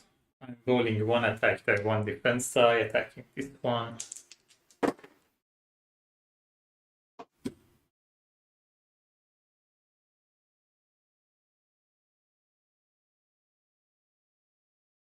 I'm rolling 1 attack die against this one.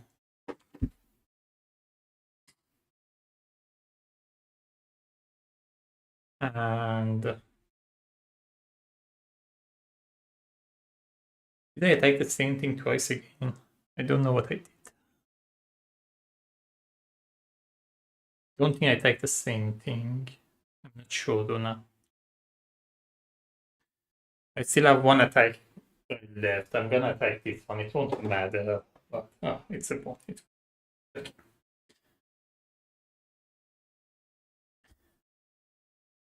Actually, I do use the bone to recover. I couldn't go dangerous again. You can go dangerous once per combat.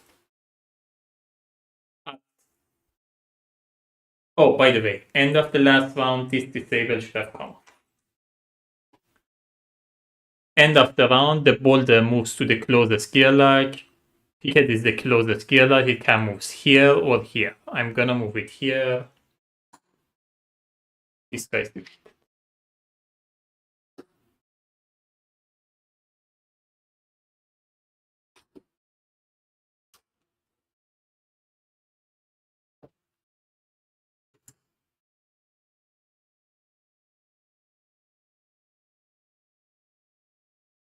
We go to round 3.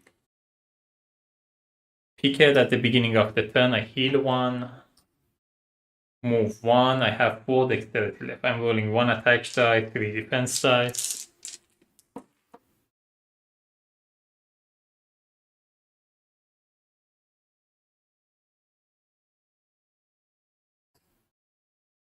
to attack.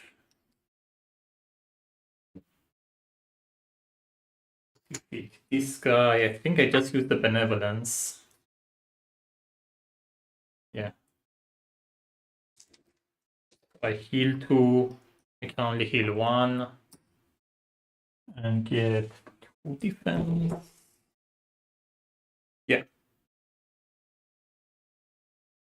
Can I put this in my locked? Who to roll the defense die, so I can't get the defense from the benevolence in my locked slot. Okay. This guy's. This one goes attacks. Dot. It would have, with mischief, it would have taken the active die out. Now attacks dot.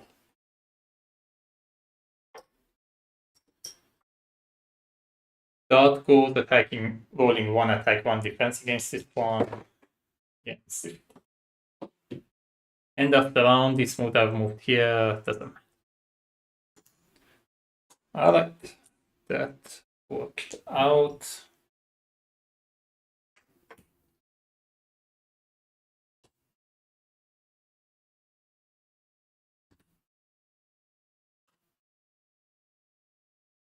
So we get 2 training points, 1 progress point, a loot each, and the trove loot. Because of the effect of this, the trove loot is already unlocked, so I don't have to I don't have to unlock the trove. This comes out, this I'm allowed to keep.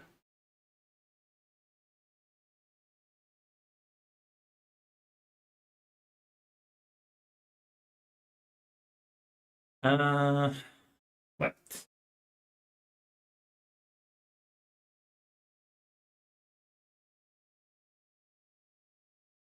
We do the loot first, and I see what I'm doing. So, with Picket, we have Huckleberry, heal adjacent gear like for 4 HP. With Dot, multifunction and make, increase your dexterity for 2 this turn. If you reduce the HP of a make this turn, this loot is not discarded and may be used again. I do throw away that net to keep this one. We also each get 1 trove loot. For Picket, we have Fog Machine, Backup Plan extension. 2 bones reduce your target ini by up to 2 spots on the ini meter. Adjacent, just at the end of the round.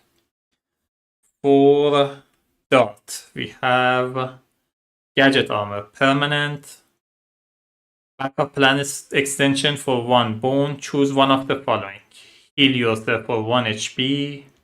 Move 1 position. Deal 1 damage to any unit. If I want to keep it, I have to throw 1 away. The move is not a problem because I have Picadillo. The heal, I already have a heal from the cover.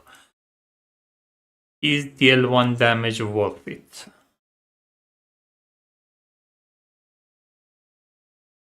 I mean, the scaler, I'm probably not going to use it.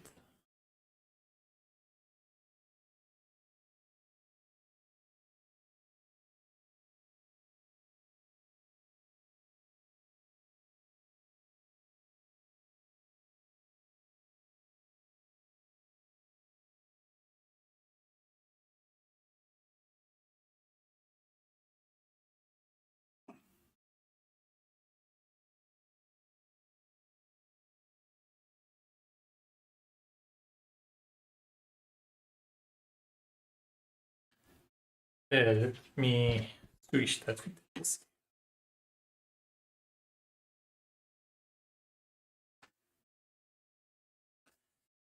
Right, we also get 2 training points.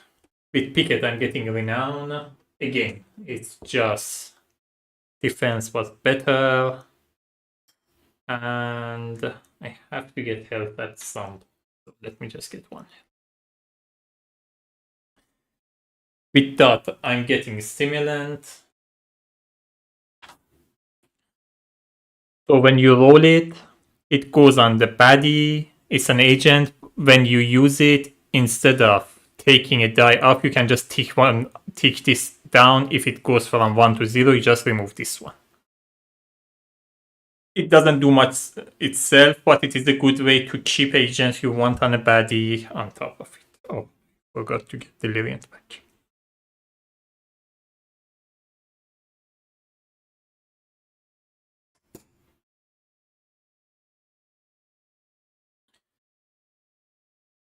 With the other, thinking if I wanted defense or just a dexterity. I'm gonna just get a dexterity for now. Right, day 6.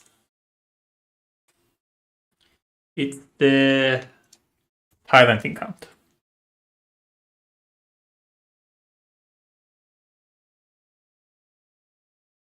It's a pity. I've long sought to help our kind, and yet, for all my effort, all I receive in exchange is meddling. I live for hundreds of years, and yet I'm treated like a child. You are going to die today.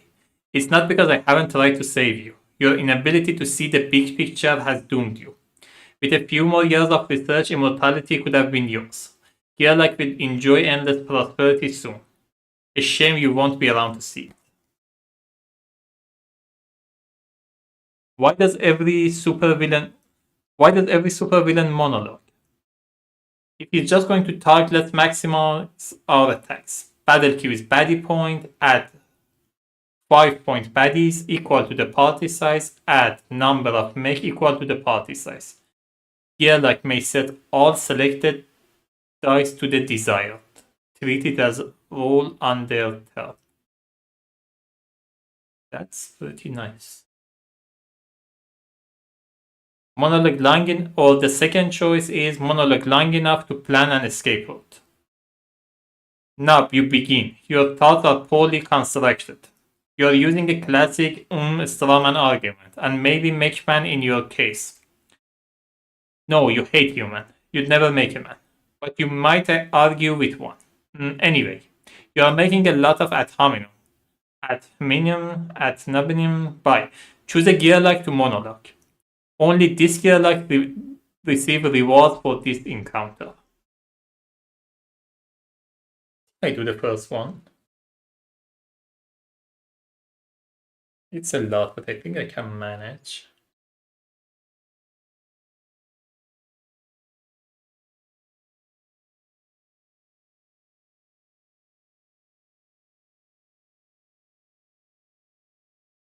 Yeah, I'm gonna do the first one.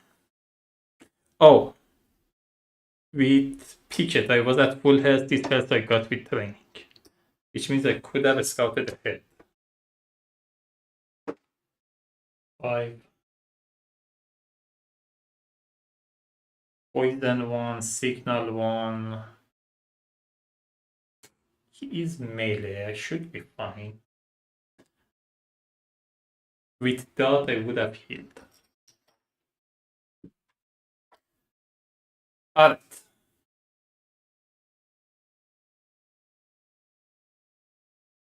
So battle queue is baddie points. So 12 to 5-point baddies to 1-point baddies.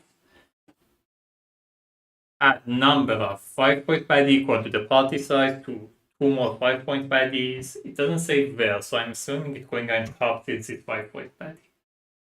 And number of mech, again, it doesn't say where, so I'm assuming in bottom since it's mech.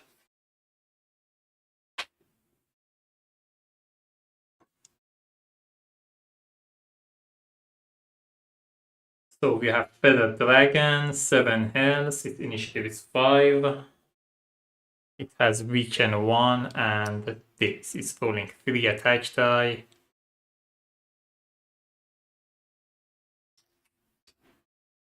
2 defense dice. Weaken means your dexterity is reduced by that much. Daze means you can either move or attack. You can't do both.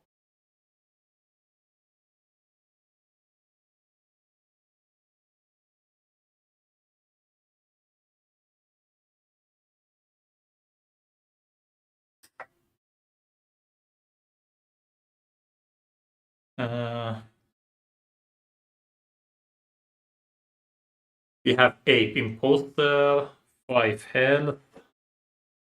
Its initiative is 3 untargetable. I explained before.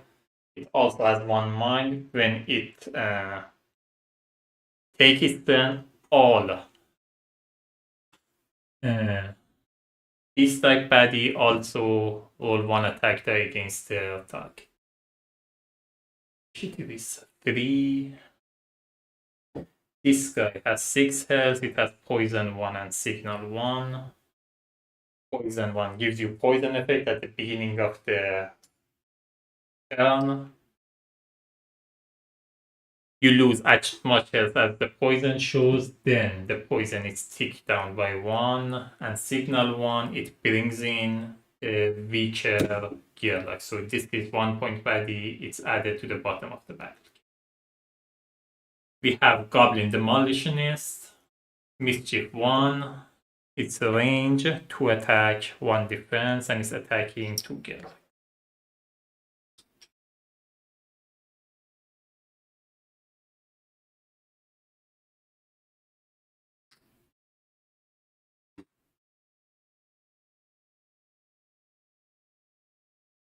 This one's initiative is 3.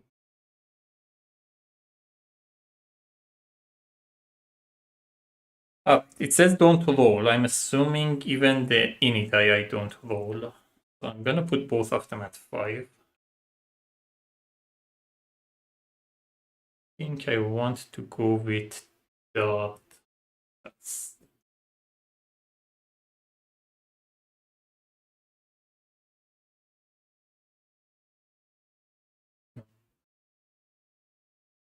Let me go with Picket first. I may be able to defeat this one, then I can decide what I'm doing. Right. I can do my shield wall. I'm not going to, because I'm planning to use my active dice for now. So I'm not gonna roll the shield wall in the first.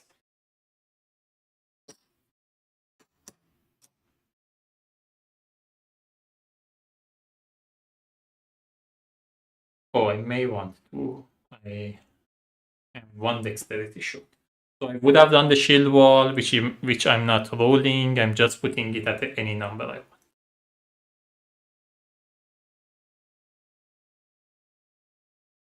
So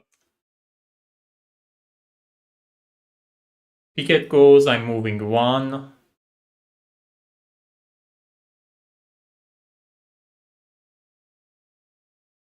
Attacking this one. How much do I need? I'm gonna need 7. I have 3 here. I can roll 1 attack die. Defense die, which I need for bone. Oh, I can just put bravado for bone. So that's 1 of my dexterity. You know what? I will do my shield wall before the battle begins. I don't have to roll them. I just put them to the side I want. I just put all of them.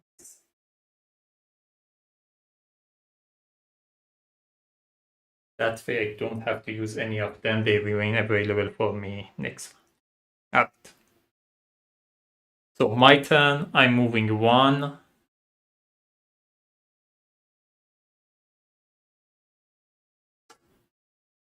I'm just rolling bravado, but because of the effect of the battle, I'm not rolling it. I'm putting it on any side I want. I'm putting it on this side.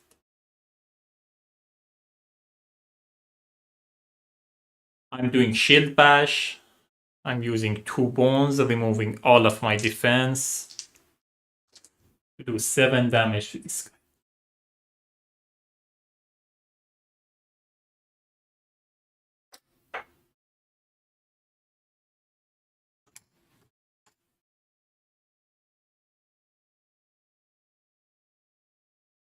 Dart goes. I'm rolling 1 attack die. Tetanus, Luxjaw, and Stimulant. I'm rolling it against this one. Again, I don't have to roll. I just put it to any number I want. I'm gonna put this to 2, this to 2. these.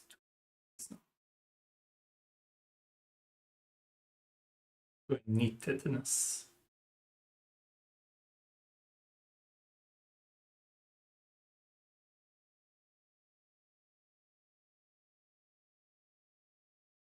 Maybe I will just defeat it. There's no point putting tetanus on him. I'm just gonna put Picket on him. Yeah, I'm gonna do it this way. So I'm attacking this guy with this one. Again, I can put this to any number I want. I'm putting them like this instead of rolling it. So he gets 2 damage. These two are like. He gets the bone for backup plan. He doesn't have backup plan, and he's for now disabled. That was 3 of my dexterity. With the other 3 dexterity, I'm attacking this guy. Again, I'm putting this on 2, this on 2, this on 1, so it gets 2 back.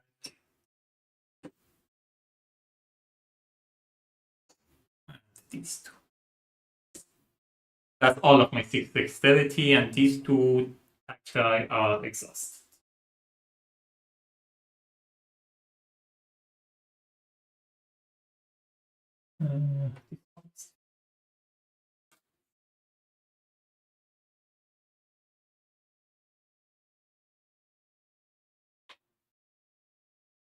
We go to bats. This guy goes, loses 1 health because of tetanus. Rolling 2 attacks die, 1 defense die, and it's attacking both of us. I'm rolling for Picket first. 2 damage. It rolls the bone, so it becomes untargetable.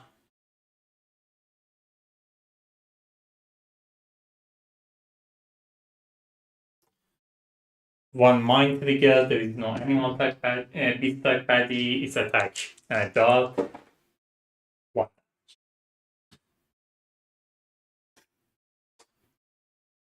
Right. This guy goes, it's disabled, so its ability doesn't matter. It's rolling 3 attacks by 1 defense die. 3 damage, or Picket may get defeated. 1 defense.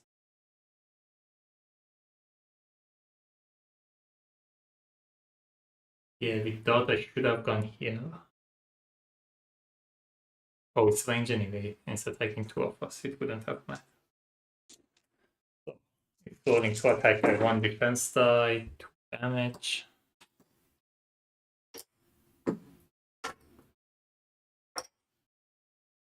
Rolling for Picket. Picket is defeated.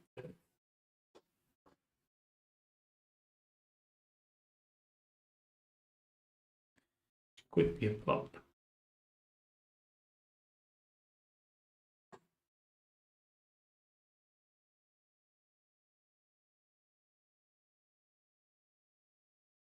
At the end of this guy's turn, it should have removed. It should have gone down. End of this guy's turn, it should have been removed.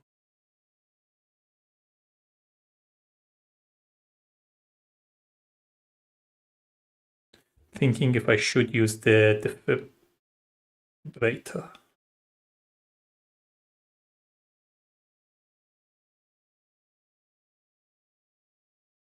I think I have to. I don't see how I can survive this.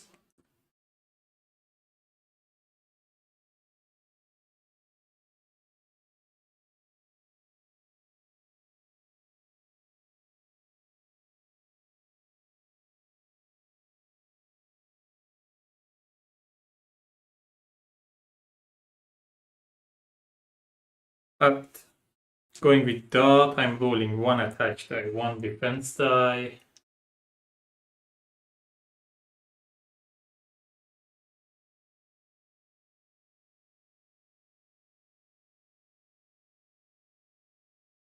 I would have moved one first. So I'm gonna put the defense to 2. The attack that I am putting to 2 as well. I can't attack this one, I'm just gonna attack this one for 2. You know what? I'm gonna exhaust the Bandolier. Roll 2 more attacks against this one. Put all of them to 2, so it's 6 damage.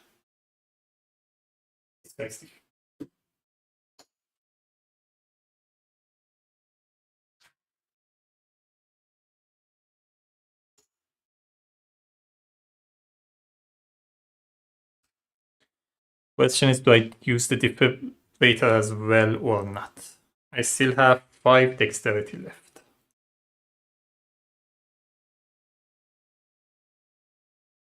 Place the Deliriant here.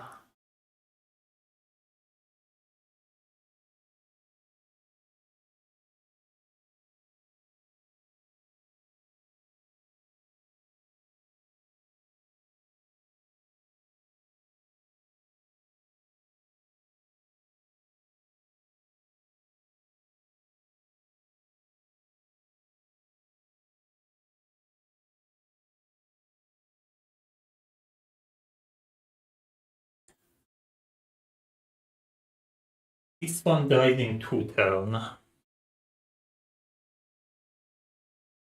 But I don't think I have enough to defeat this one.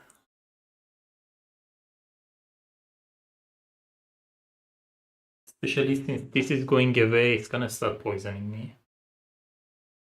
Yeah, I'm using the defibrillator.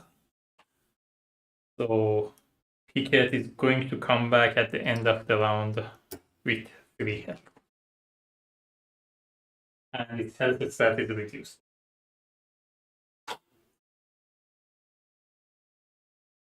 Right. This one goes rolling 2 attacks by 1 defense side, loses 1 health.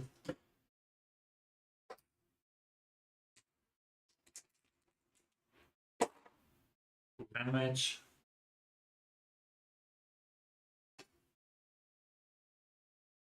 Loses untargetable. This one moves 1.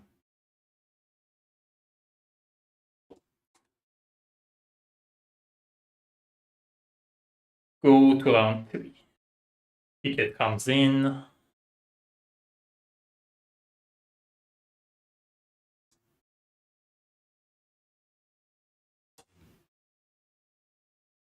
I'm gonna use this to plan for my next round as well. So I'm rolling only defense. I'm rolling these 2.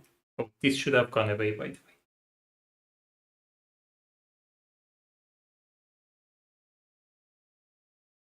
And I'm using these 2.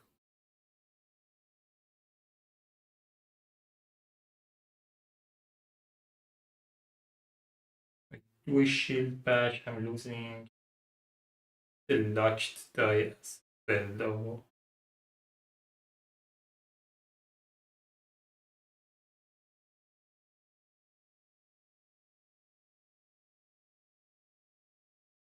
Probably don't want to use a shield bash. So let me see if I can survive without using shield bash.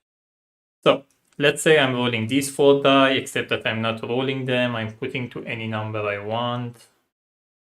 I'm gonna put them like this.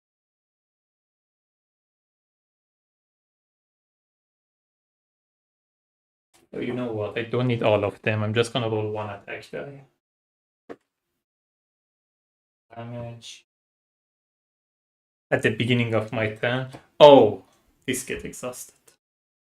This is not awful. I can just get this one back. So since I'm putting it to anything I want, I'm just gonna put this one here.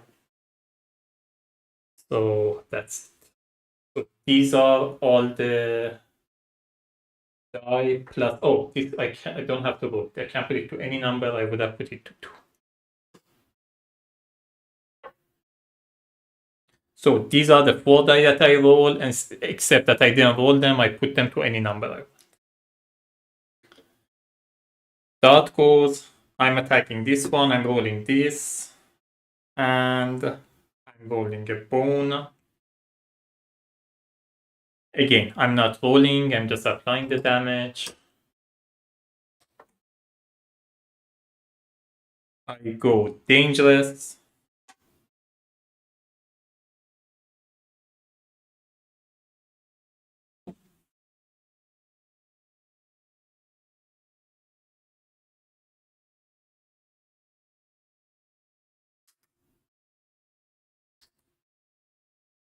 Move one.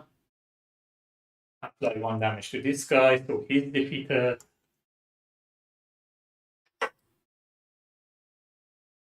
Maybe I would have survived without using the defibrillator. I don't know. This guy goes, oh, this should have come up last round. At the end of this, I go back to what else?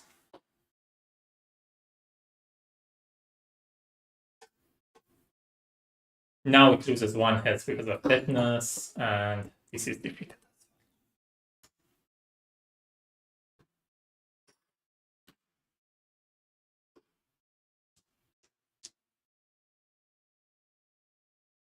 Alright. Oh, shoot. It should have come in.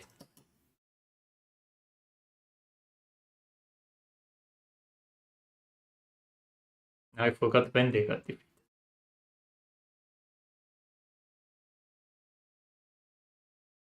Let's say they come in now. I don't know what I did.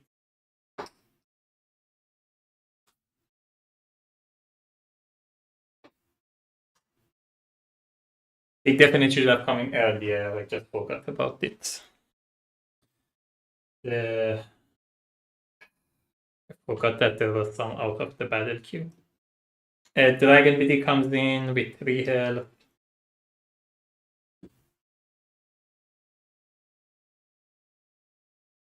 Weaken 1. The Goblin Devastator comes with 3 health.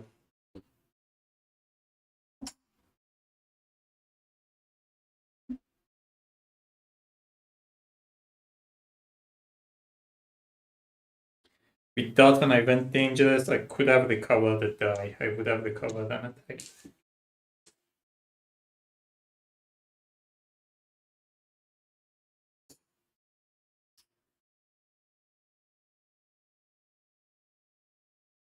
This one we've seen before. It has swap and disruption. It comes in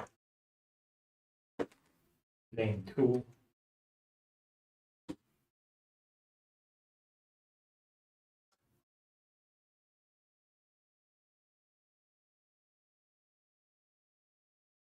And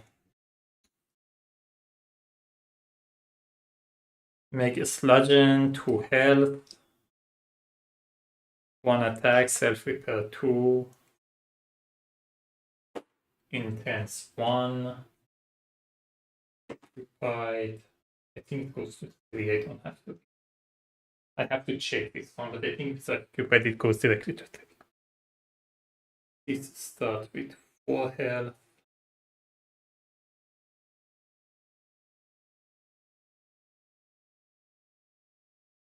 This one starts with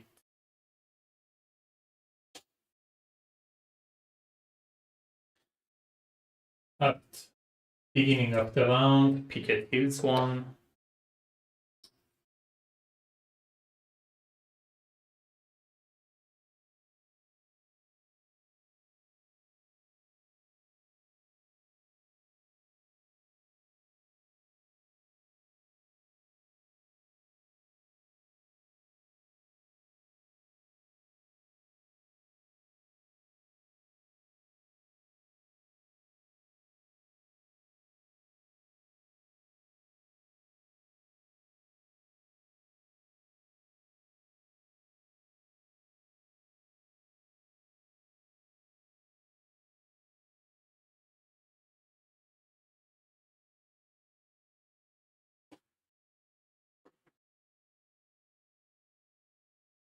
Gonna move 1, 2,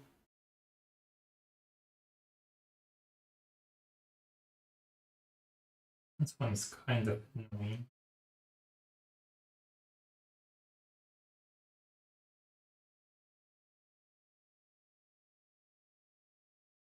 Gonna lose my defense. I don't care. I do want to get rid of this one. So I have 3 dexterity left. I'm gonna use these 2 bones.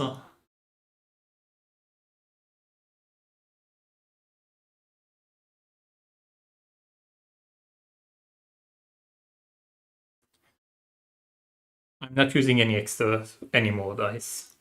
So I'm using my backup plan to do a shield bash, 8 damage. This one is defeated.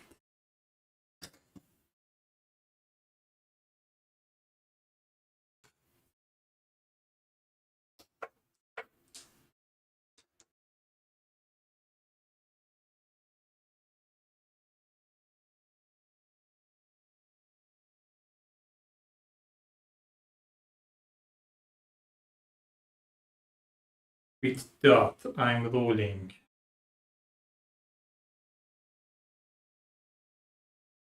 1 attack die, 1 defense die against the right and BDE. That's 2 damage.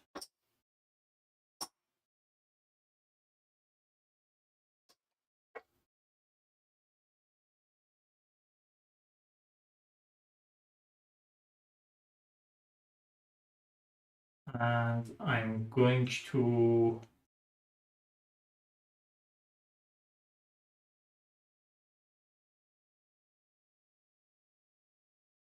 apply these 2 damage to this.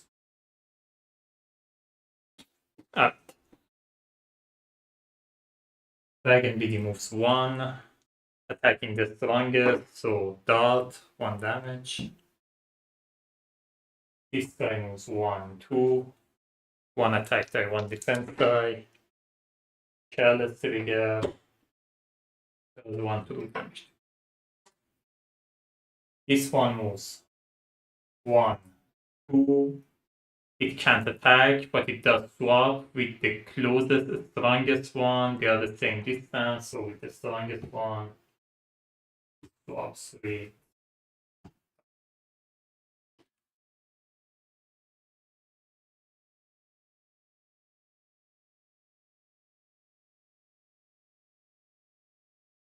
We go to round 5. Oh, this one would have also weakened it out.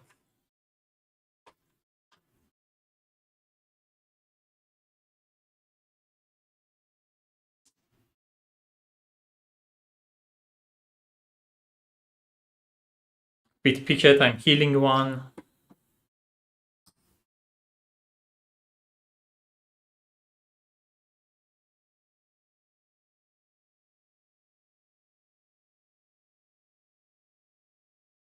I'm going to roll these ones. Again, I'm not rolling them, I'm just putting to any number I want. So the Dragon BD is defeated.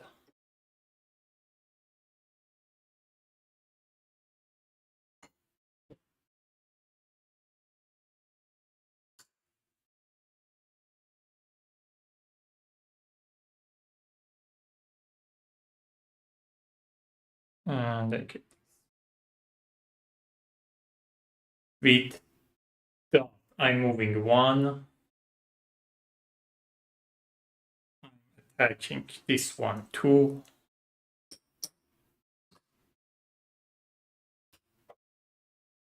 And I'm rolling this one to any number I want. I'm rolling it to 2. This guy goes, it's not at full health, so at the end of his turn it detonates, does 2 damage to everybody next to it.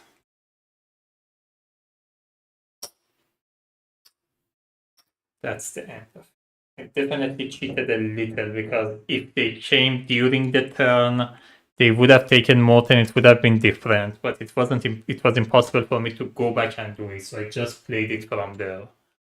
Sorry about that, but no. That's 1 training point with Picket, but I don't think how I would have survived if I didn't use the defibrillator, so. was what it was. But these come out, these I can't keep locked.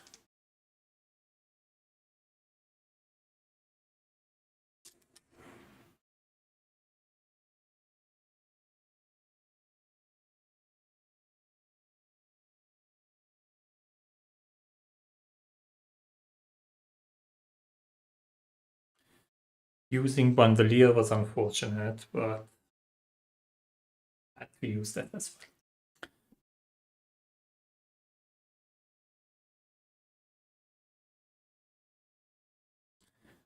Right, we get one progress point. It's 7, right? Yeah, I need one more progress point. 2 training point and a loot each. So for Picket, we have Curl and Caviar. Curl and Caviar. Heal yourself for 1 HP at the start of each of your turn. Place this loot in your prep area. I think I'm gonna give up on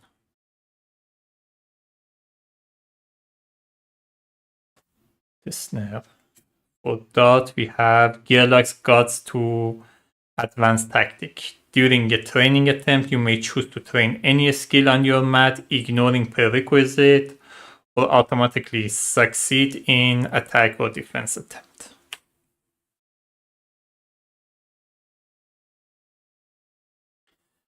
So we have 2 training points. I'm just going to use it already and succeed automatically in the attack training attempt. I'm also getting mono.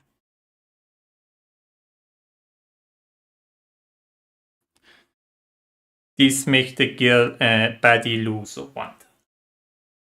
With Picket, I lost the health, so I might as well get it back right now. So I'm gonna get 1 health.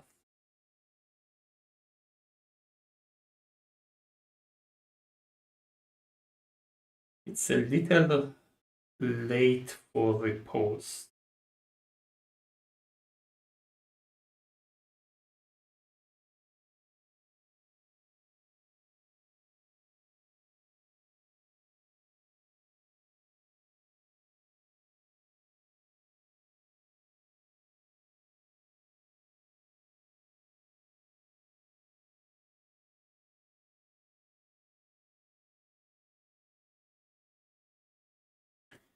I don't want to get the sword advance and shield form because they also get into the locked slot. And right now, with me getting the innate +1, my locked slot, I want to keep it really as much as possible. Otherwise, these are pretty strong too. This gives you +1 attack, this gives you permanent +1 defense, and this gives you permanent taunt. So right now, I don't think I want to go. The question is, do I go toward like red shirt and do a little taunt and keep the damage away from dart? Or do I go with these abilities?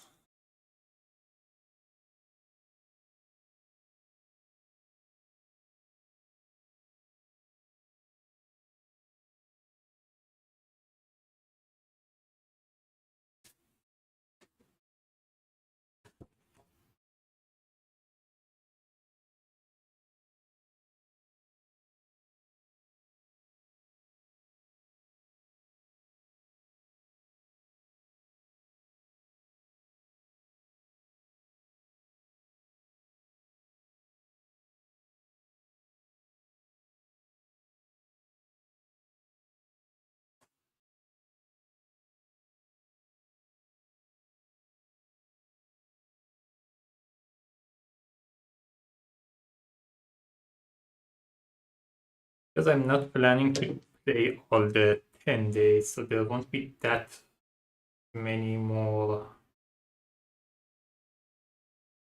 training points available for me. Otherwise, I would have gone here, but it's gonna get me like 3 or 4 training points to get to the point that I want to be with them. So I think I'm gonna go with the red shirt. This one, you roll it, you give it to a Gearlock for that many turn. The damage that is dealt to Gearlock is dealt to you instead.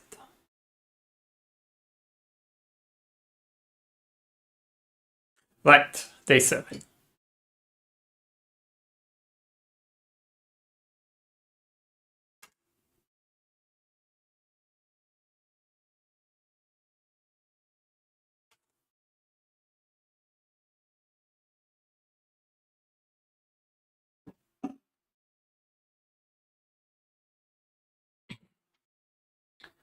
Don't forget to smile. It's easy to forget that we can appear threatening to strangers. We know we are good guys, but let's face it, Gerlach aren't the most conventionally attractive species out there. A friendly smile can be interpreted as a pure menace to those unfamiliar with our peaceful demeanor. What appears to be the reason the group of merchants we just greeted have hightailed it down the trail. We are low on provision, and some bartering could go a long way. We could chase them down further, adding to their fear until we can explain. Or we could detain them with more creative means. So we have two choices, both of them are peaceful. Chase and declare your friendly disposition. After planking you with a few rocks thrown in fear, the merchant concludes you are only half as terrifying as you look. Party may exchange one loot or trove loot for a new loot drawn from the loot deck. Or they left behind a hunting net. You trap the merchant, treat this card as a loot. Disgruntled merchant during recovery phase gear like may draw +2 loot when searching for better loot. Heavy permanent. I definitely don't want the second one. Oh, last round I could have also scouted ahead because I'm at full health.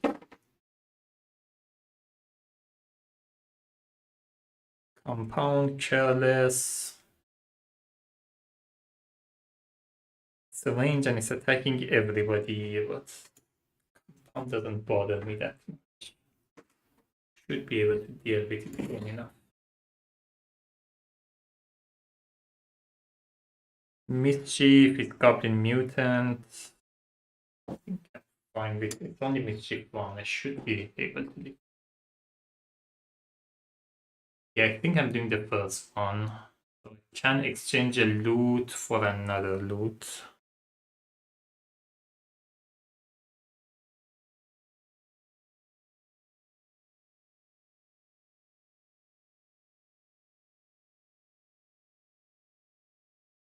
Yeah, I think I'm gonna change this one. Let's see what we have. Cackler Nest, heal yourself for 2 HP, cannot be used on a turn in which defense dice are rolled. We're probably going to trade it with. Do I want to change anything for that? I can change this one. I don't see myself using it. There's no point. Oh, deal 1 damage to any unit. Don't have to be like adjacent or something. That's still nice. Yeah, I think I'm gonna hold on to this one. So we get 1 progress point and 1 training.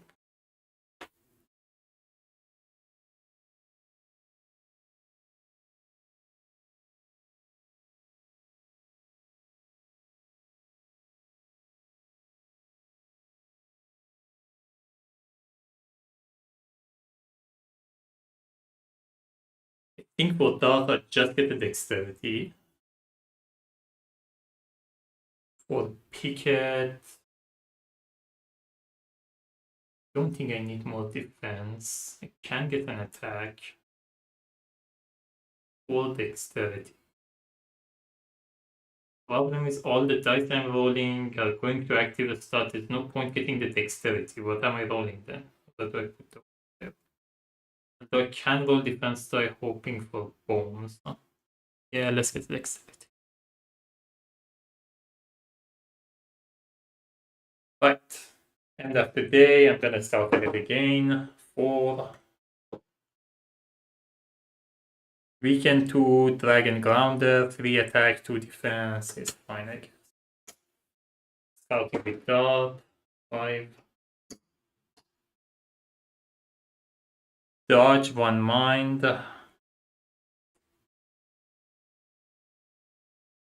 1 mind, depending on what is coming. Do I know what's coming here? No.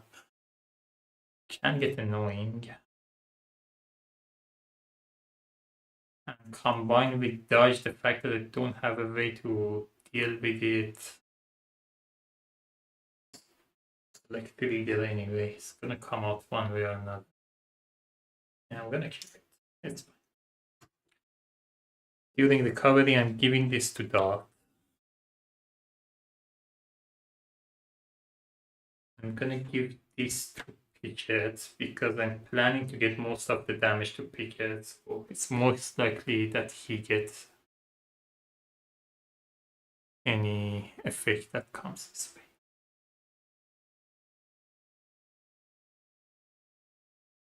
Right, we go to day 8.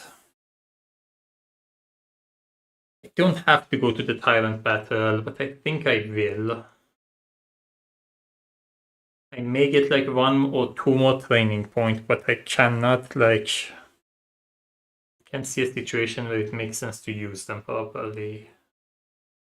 Was hoping to get the Bandolier again, but that doesn't seem to be the case, and there is no guarantee that I'm gonna get it if I do another encounter. So let's just go to the Tyrant encounter.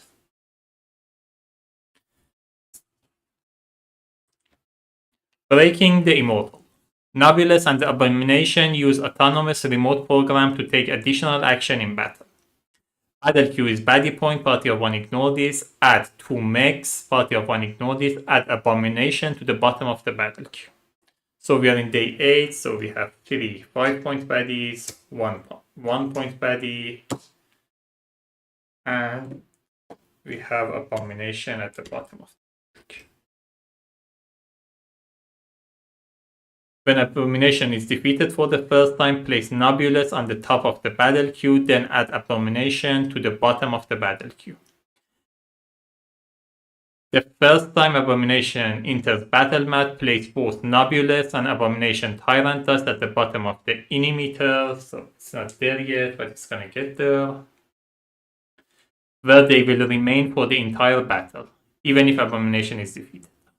Tyrant dice take their own turn, roll Tyrant die, apply result, place back in the Inimeter, separate from the Tyrant unit's turn.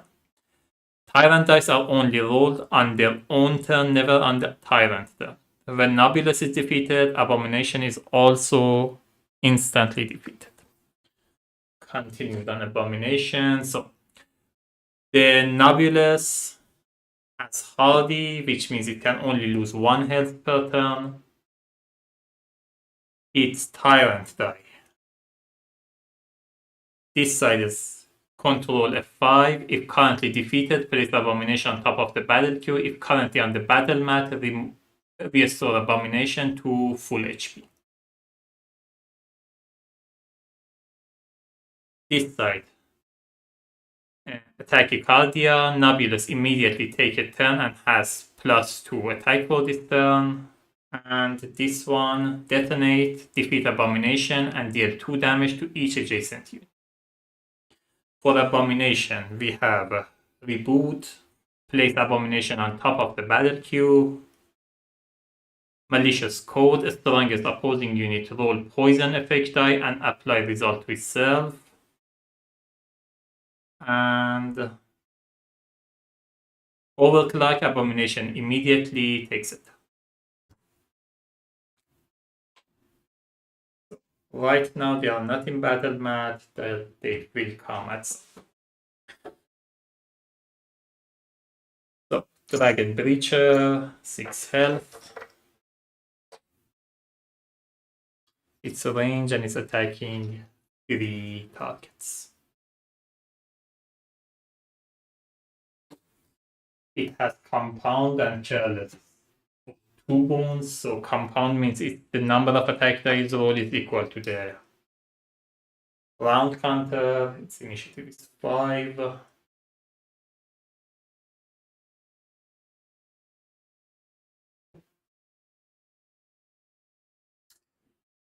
Dragon Grounder, it has weaken 2.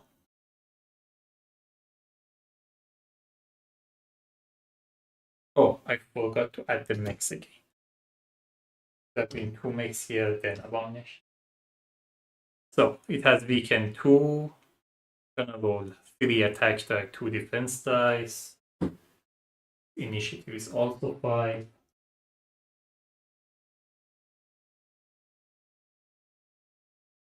Team Central.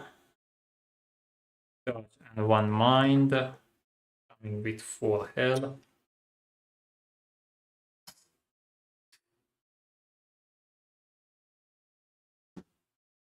Melee, and its initiative is 6.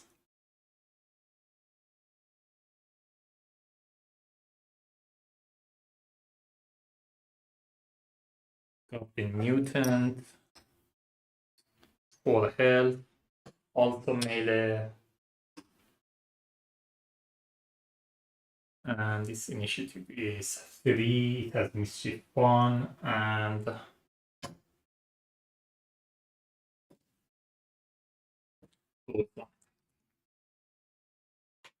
Alright. Oh, you've got to be kidding me.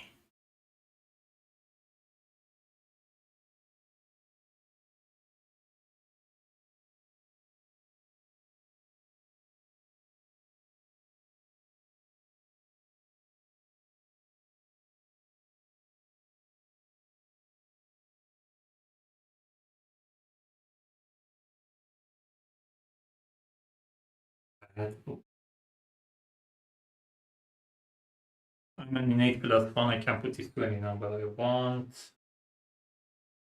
I'm rolling Picket Shield Wall.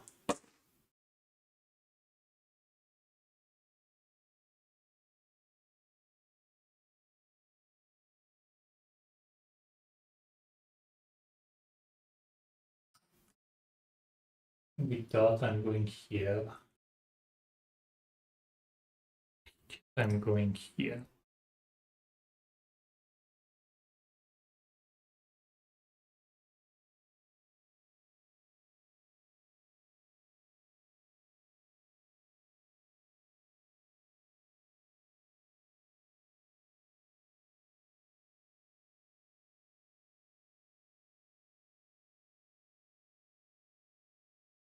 Problem is not just the ini. The problem is I'm gonna get blocked. I can't attack this one.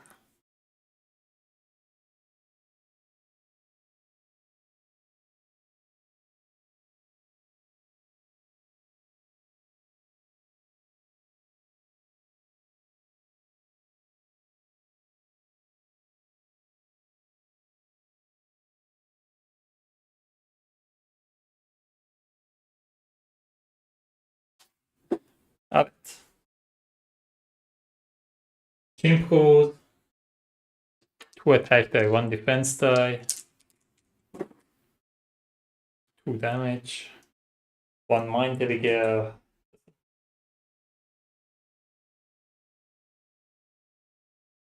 This guy goes 1 attack die, 1 defense die. I'm rolling for Picket first. 1 damage.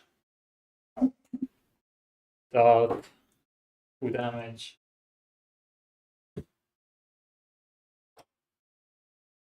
This one goes 3 attack die, 2 defense dice.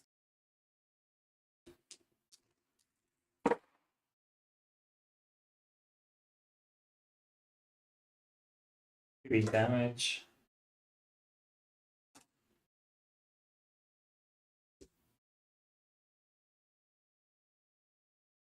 And 2 defense.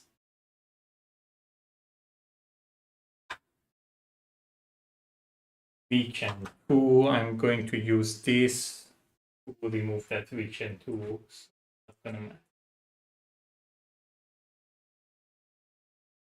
Moves 1, 2, roll 1 attack die. Mischief would have taken active die out. I don't have active die. Out. Picket goes. I'm rolling 1 attack die. 3 defense dice. Renown. And that's it. I'm attacking this one.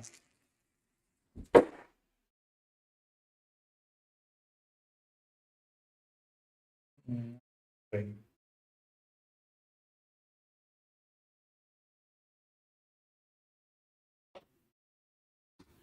Not gonna use this for bone.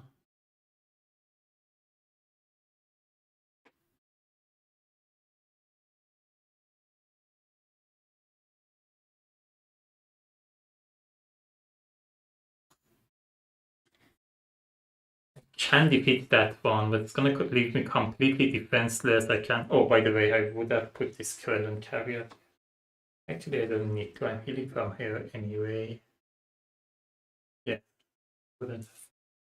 I can do a shield bash, but it's gonna leave me completely defenseless. So I'm not going to. I think I'm just gonna hold on to it. How many did I roll? 1, 2, 3, 4, 5, and one attack. Yeah, that was 6.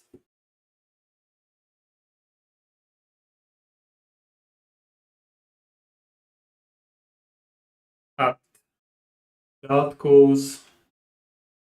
I'm rolling one attack die. Tetanus, stimulant.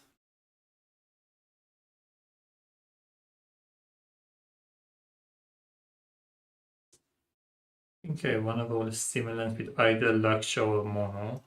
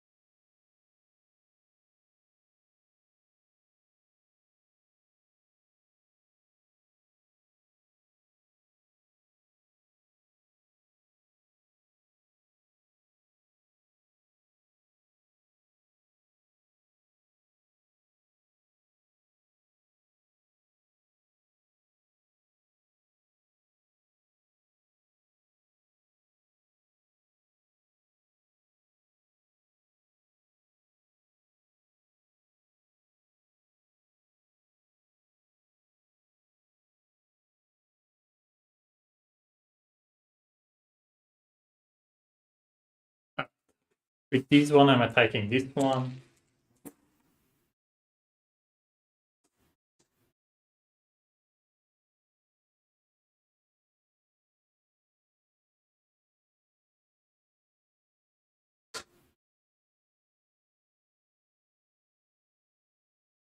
This is exhausted. With this one, I'm attacking this one.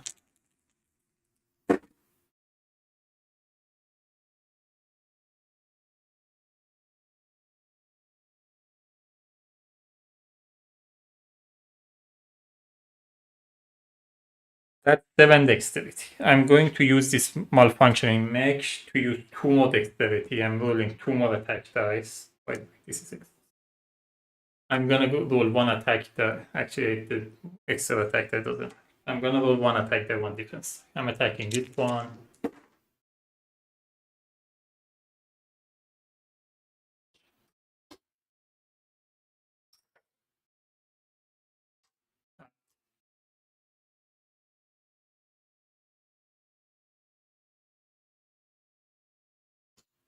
We go to round 2. This one goes rolling 2 attack dice, 1 defense die.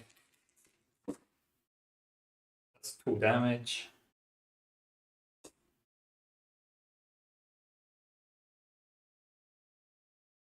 This one goes, it's disabled, and since its ability is compound, it doesn't roll any attack die. Wait, so that's the end of its turn. I put the stimulant down. It still rolls 1 defense die.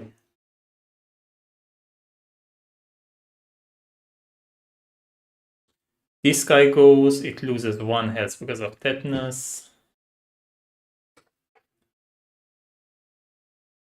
It loses its turn because of mono. At the end of its turn, I have to remove one die. I'm gonna remove.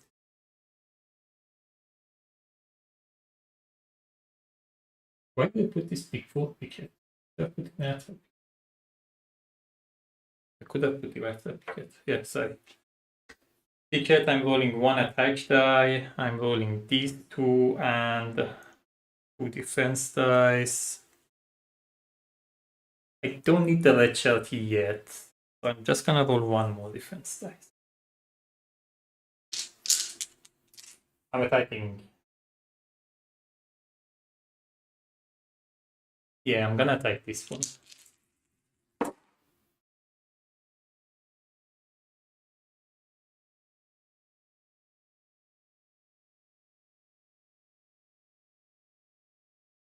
These are all one. If I'm chipping one, I might as well chip my normal die and not this.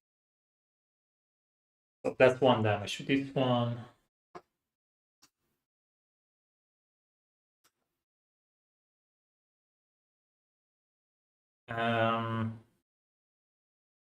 That goes.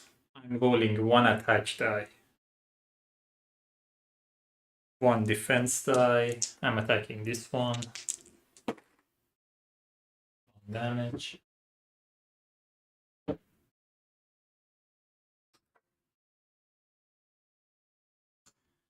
That was 12 my dexterity. I still have two more attack dice. I still have this die. That's all I have. I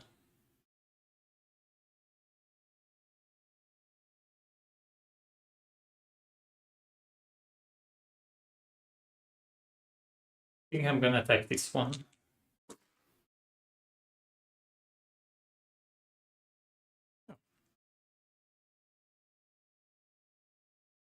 I'm gonna beat time, get a bone.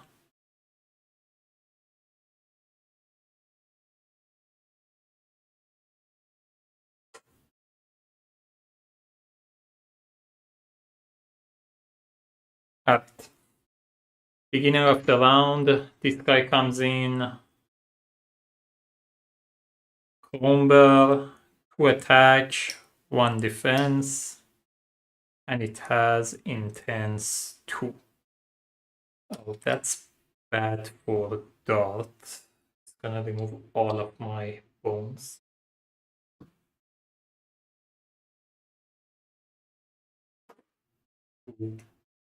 Attacking weakest, so I can choose to attack, get with it.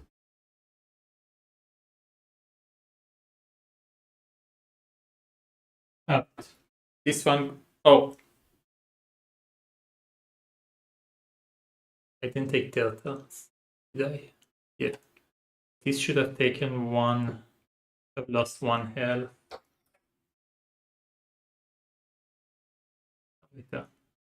This should have come off. This should have lost 1 health and one of these has to come off. I would have let the tetanus come off. Yeah.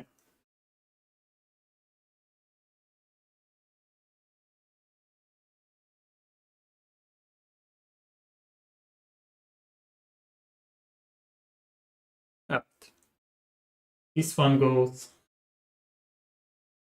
2 attack die, 1 defense die. No, I played it right. Sorry.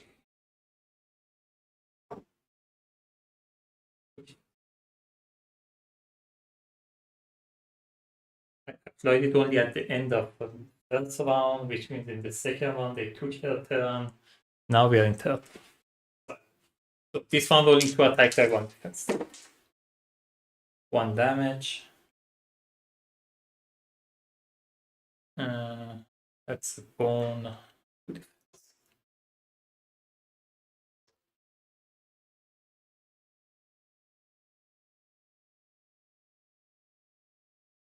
This one goes again, compound doesn't trigger because it has this end of its turn. This comes off.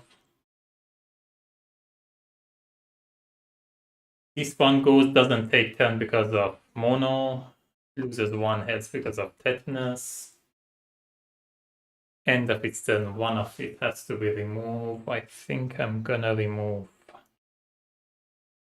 Mono.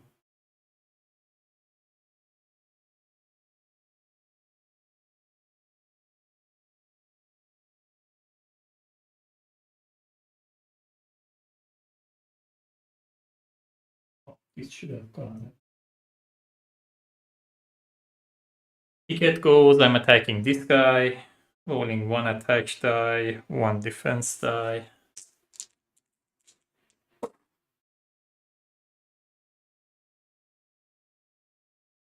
Bones.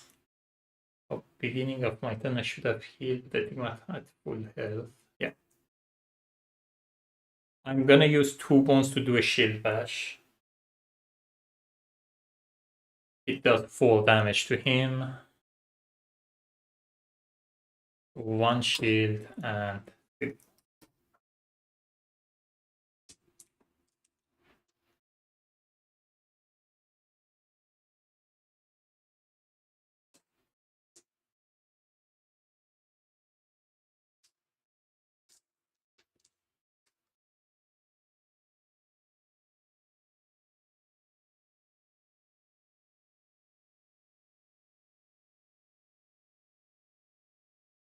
dot goes.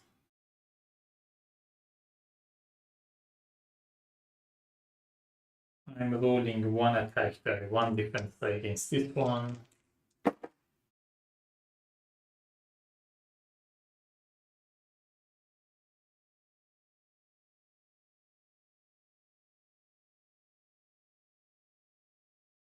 I'm rolling 1 attack die against this one.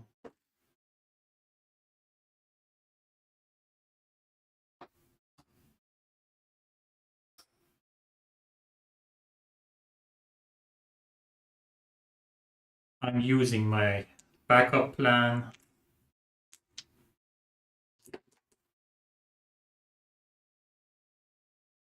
Get my bandolier.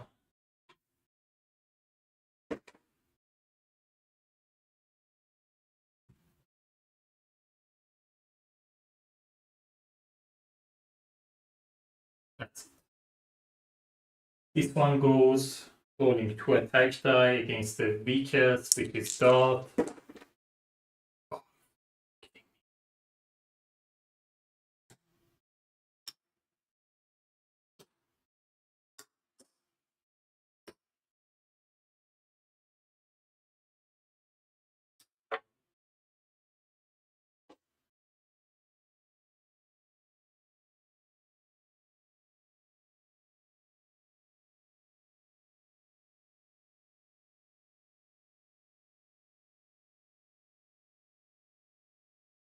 We go to round 4. This guy goes rolling 2 attack die, 1 defense die, attacking. Oh, doesn't roll the defense. Attacks Picket, 1 damage.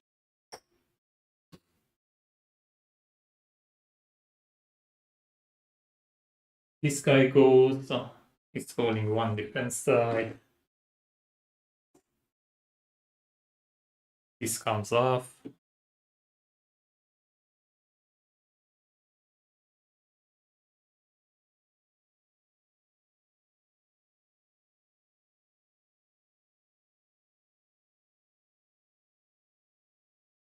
This one goes, it dies because of tetanus.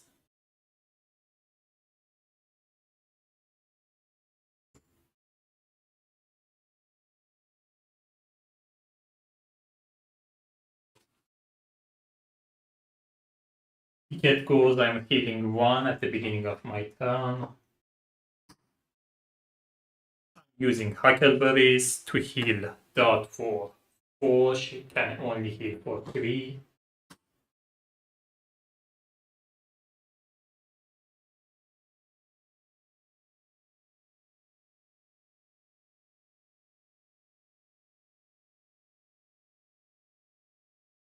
I'm moving 1. I have 5 dexterity. I'm rolling all of these. No, let me roll the red shirt. I mean,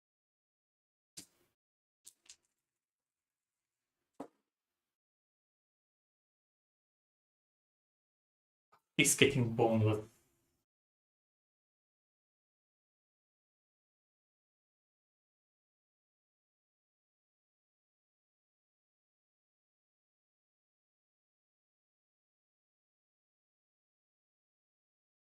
I'm not gonna use this for bone. I don't think I want to use red shirt either right now. I'm gonna do a shield bash, do 4 damage to this.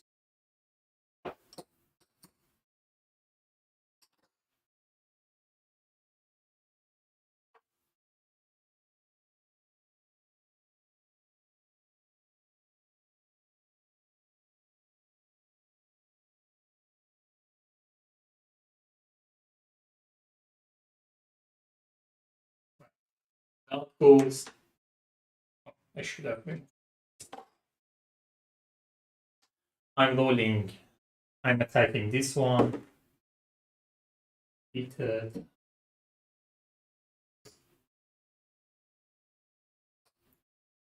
I'm using Bandolier to roll 2 extra attack dice. I'm attacking this one. Oh, come on.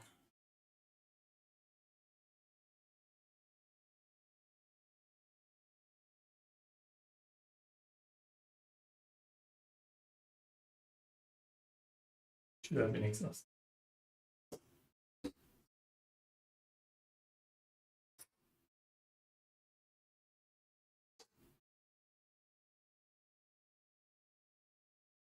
I have dexterity for 1 defense die. I have 1 ball. I can go danger zone. It gives me my Picadillo back. I'm not getting like the effect. I may have to do it, otherwise that thing can defeat me.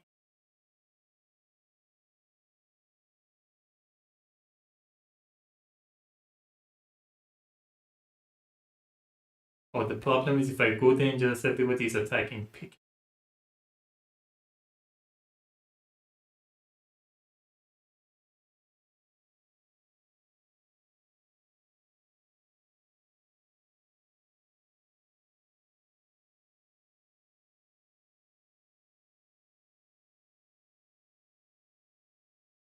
I think because I should have moved. I had the dexterity. Yeah, I should have moved and attacked. That way, this one attack this one, that one attack that one. I'm losing my bone. It is what it is.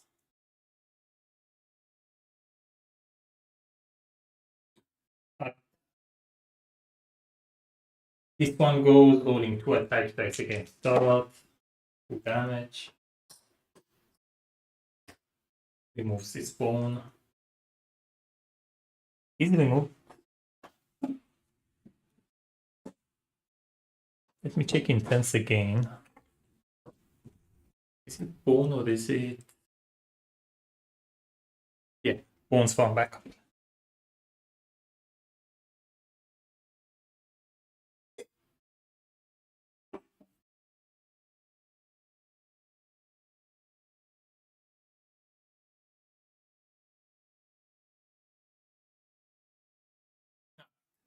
Found 5.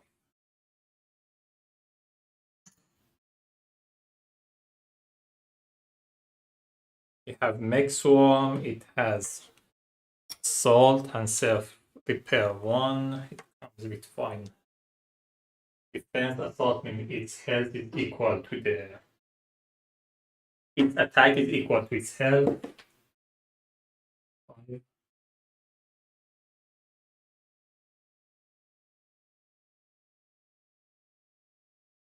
And we have Abomination.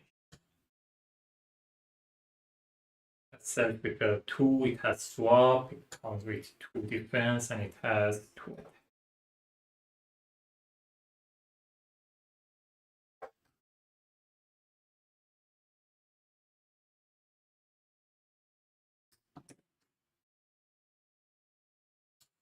It is a mage, so I have to roll for him.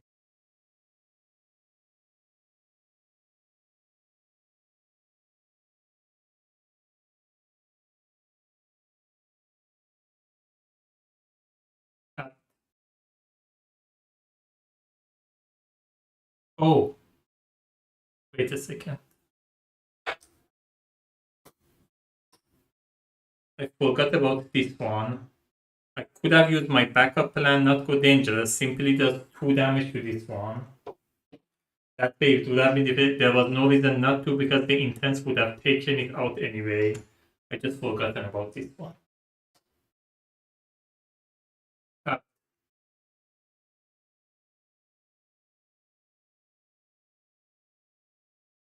this guy rolls 2 attack dice against Picket.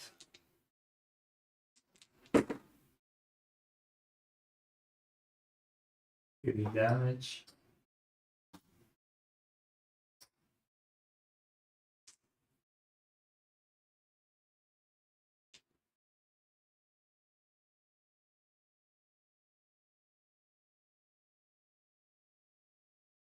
Picket goes, I'm healing 1.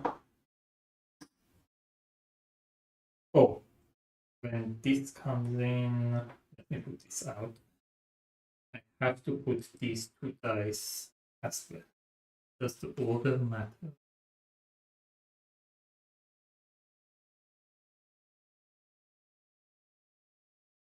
Doesn't say anything, but I'm guessing Nobulous goes first.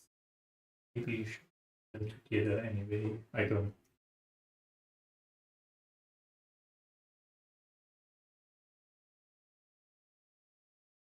Right. Picket goes, I'm moving 1, 2. I have 4 tenacity. I'm rolling 3 defense dice. Sorry, 4 dexterity. I'm rolling 4 defense die and tenacity.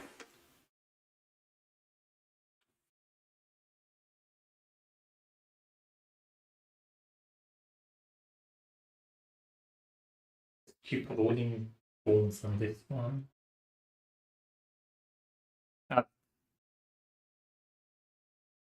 Dot goes, I'm moving 1. Roll 1 attack die against this one. We roll 1 attack die, 1 defense die.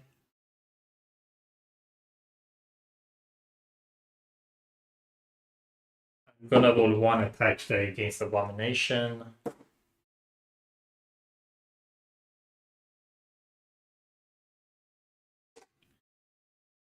That's all I can do.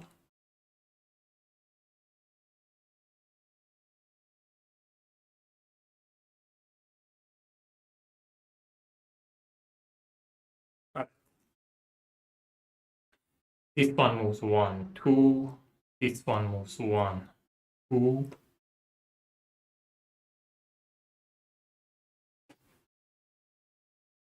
Then we roll these 2.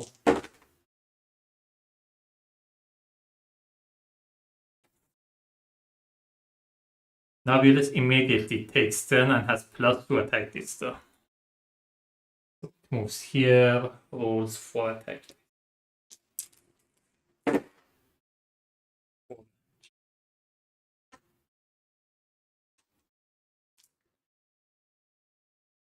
This one, Abomination. Oh, Nobulous takes turn. Nobulous is not in the game. So this doesn't matter. Abomination immediately takes turn. So it would have moved and rolled, but it would have only rolled 2 attack die.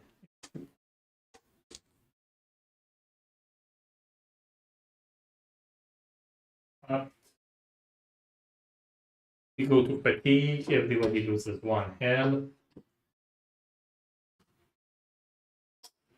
These 2 are mechs, so they don't lose health because of fatigue.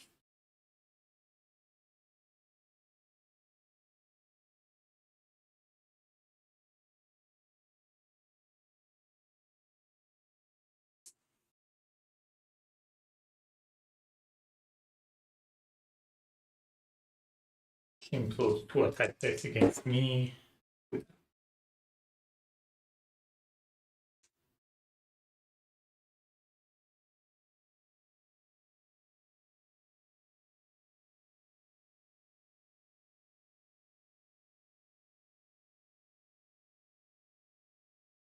Picket goes, I'm healing 1.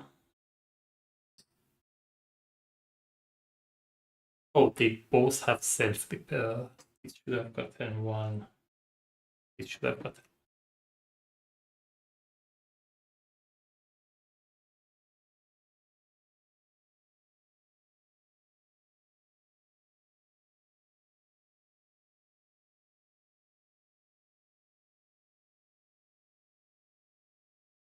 With Shield Bash, I should have enough to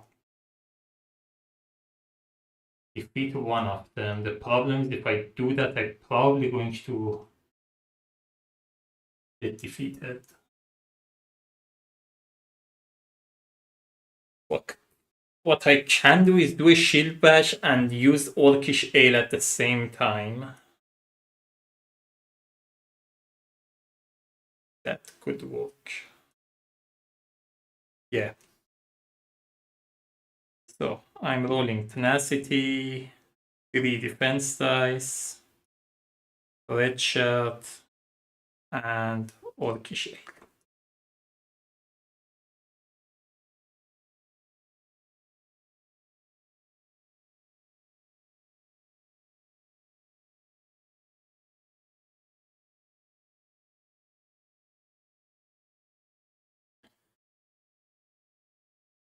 I'm attacking Abomination. Want to roll a defense die. Sorry, an attack die. How much do I need to defeat him? I need 7. I need 1 bone on these.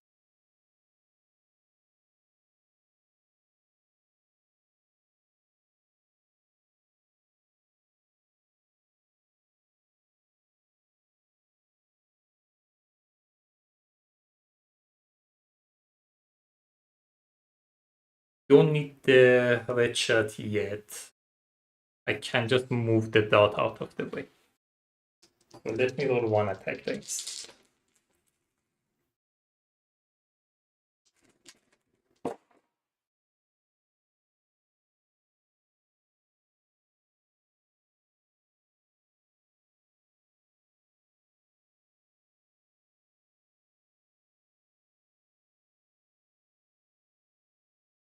Can do a do-over.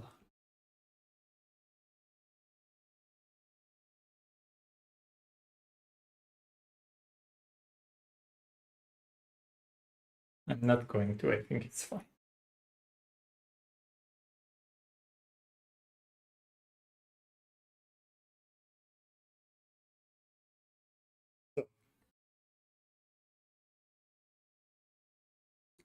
That's 1 damage. And I'm gonna do a shield bash to do 5 more damage.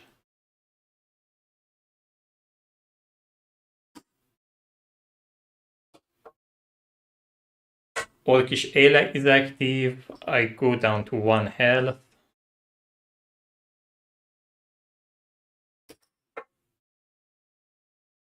And for 1 round, I cannot lose health. Dot goes, I'm moving 1. I'm attacking this one. Please don't roll a bone. Oh, come on. Oh, I still can do this. It's fine. I'm attacking this one.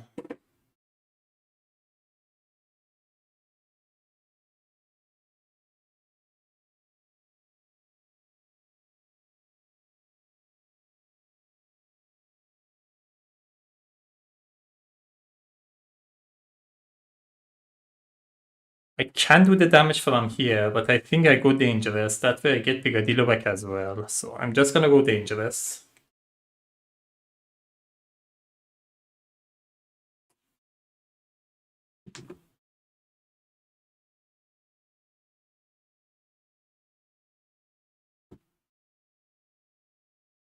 Get Pigadillo back.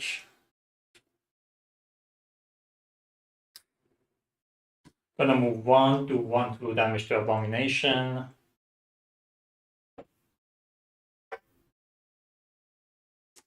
That was my move. Then I'm gonna come back here.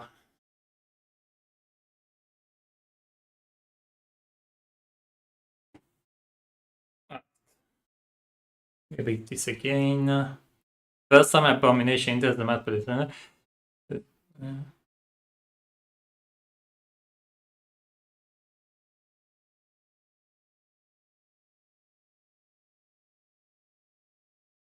when abomination is defeated for first time, place Nobulous on top of the battle queue. Abomination back to the top of the battle queue. So it's abomination then now. Okay.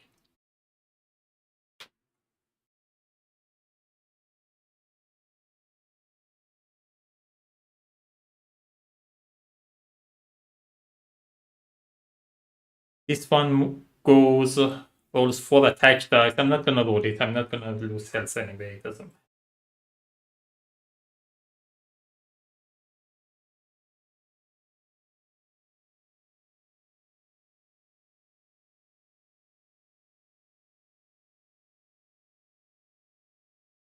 We go to the next one. Abomination comes in again. Oh, I should have rolled this.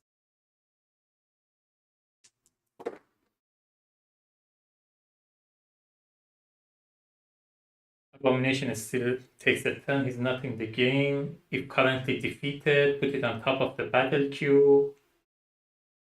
If not defeated, restore to full health. Doesn't matter. It was already done.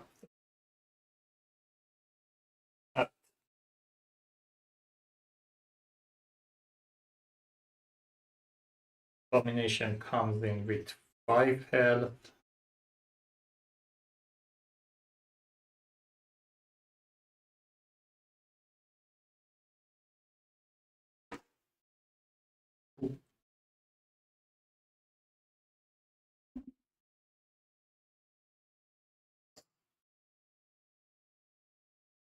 Bottom of the battle queue, and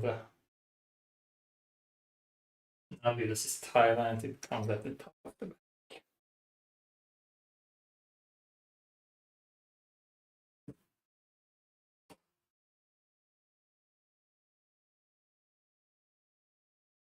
It's a melee. No, it's range.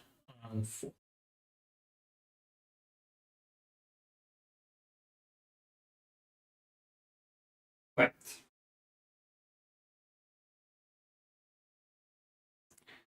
Or with that, when I went dangerous, I could have recovered 1 die.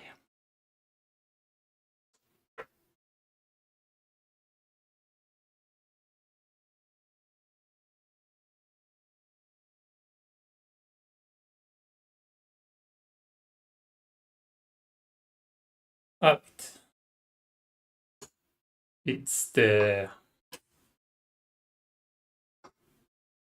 fatigue round. Everybody loses 1 health. Like, don't lose health because of Orcish Ale. These two don't lose health because they're mechs.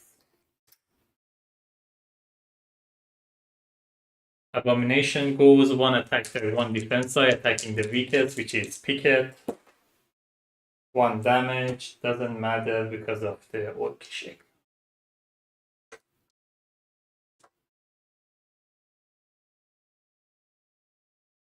This guy rolls 2 attack dice, 3 damage, again, Orcish Ale, doesn't matter.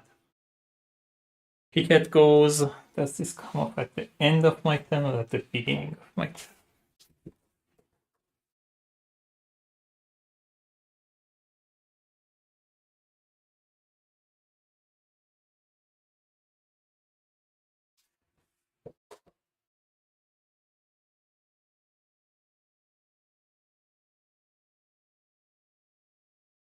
Reduce the ale by 1 at the start of your turn. So at the start of my turn, this is reduced, so it's a 0. I'm healing 1 from here. I should have 1 wound. I'm moving 1, 2, rolling 1 attack die, bravado, and 2 defense dice.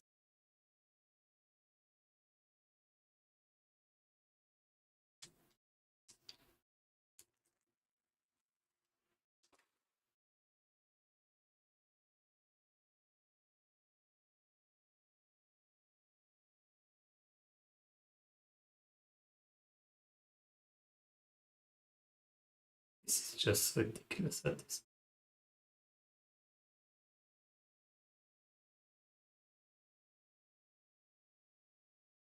I rolled the bravado for bone. In case I don't get a bone, I got bone on everything. I can do a do-over.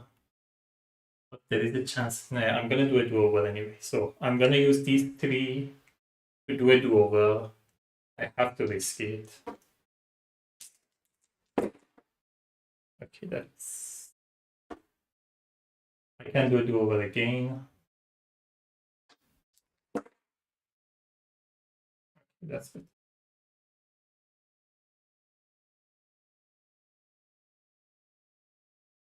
So that's 1 damage. I'm gonna do a shield bash, 2 more damage. He's hardy, so it becomes 1 damage.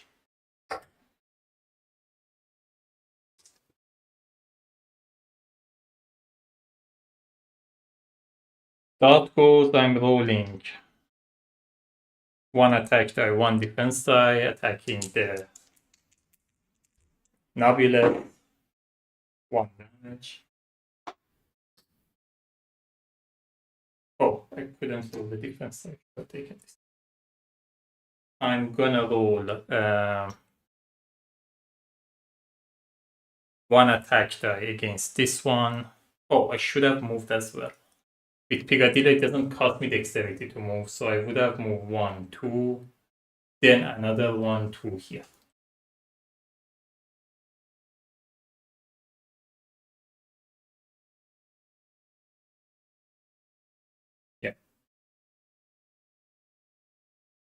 So that was 2 dexterity, 2 dexterity. I have 3 left. I only have 2 attack dice left though. So I'm going to attack this one.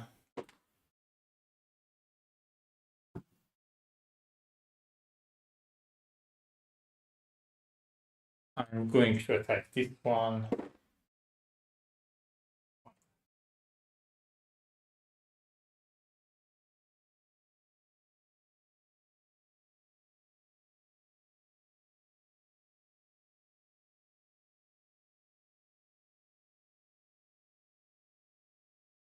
This one goes, moves 1, 2. That's Picket.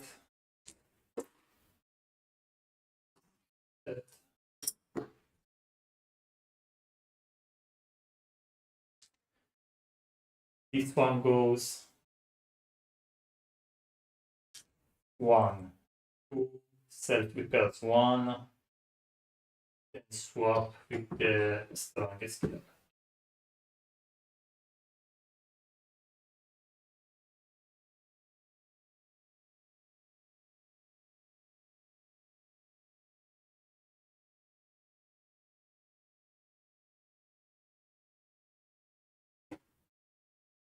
Then we roll these.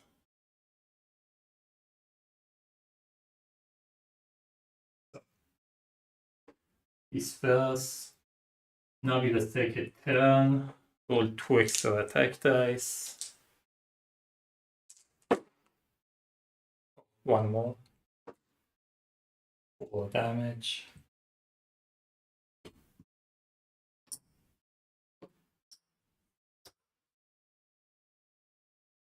Oh, I may get defeated.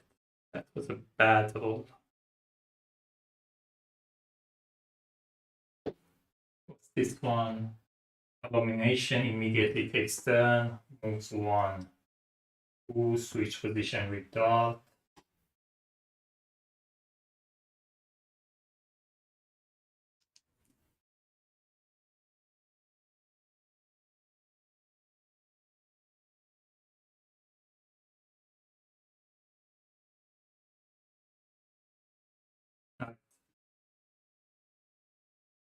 Next round, everybody loses 1 health.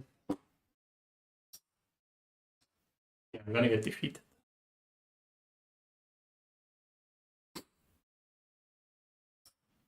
I had a chance if this didn't come off. Sorry, this one. I only needed 1 turn to defeat this one. But now I'm gonna get defeated. So Nobulous goes. Yeah. It was so close. Like bunch of bad roll. It started with my ini. After that, everything went down. I managed to recover a little, but I still have a chance. I can do it one more, like 2 more times. I still have 2 days left. But I don't like to do it. In my mind, if you lose the Tyrant battle, you lost it. You shouldn't. But based on the rule, you are allowed to do it again if you want to. So if I want to, I can go to day 9, do the Tyrant battle again, and try again. But I think I'm done. I'm not going to. As I said, in my mind, when you lose the Tyrant battle, you just lose. It is what it is. I had a nice build. The thing is, with the way they came out and with the way my Inidai was rolled, I had to use all of my ability early in the battle. It kind of worked, but then I had to, like, as I said, everything had to be used. There was no way to get it back. And with this roll, I don't know how many sides of it is this roll. 2 sides of it is this roll. If I didn't lose that 4 HP, I still had a chance. It was like 1 health here, 2, 3 health here. I still had the chance. In total would have been again 4, which means I would have had 1 more turn. In my 1 more turn, I would have attacked it once, take this out, then use my backup plan, do 1 damage. That would have been the end of Nobulous. But yes, sometimes it just comes to 1 roll. This case, it gets to like a few roll. As I said, the ini started badly, and some of the roll that I rolled, I kept rolling bones for myself, 2 for them. There was no recovering from that. Alright, that was it. That was Nobulous. I couldn't manage to defeat it. I hope you enjoyed it. I hope the explanation was clear enough. And if you have any comment or question, let me know. I try to get back to you as soon as I can. Thanks for watching, and until next time, happy gaming.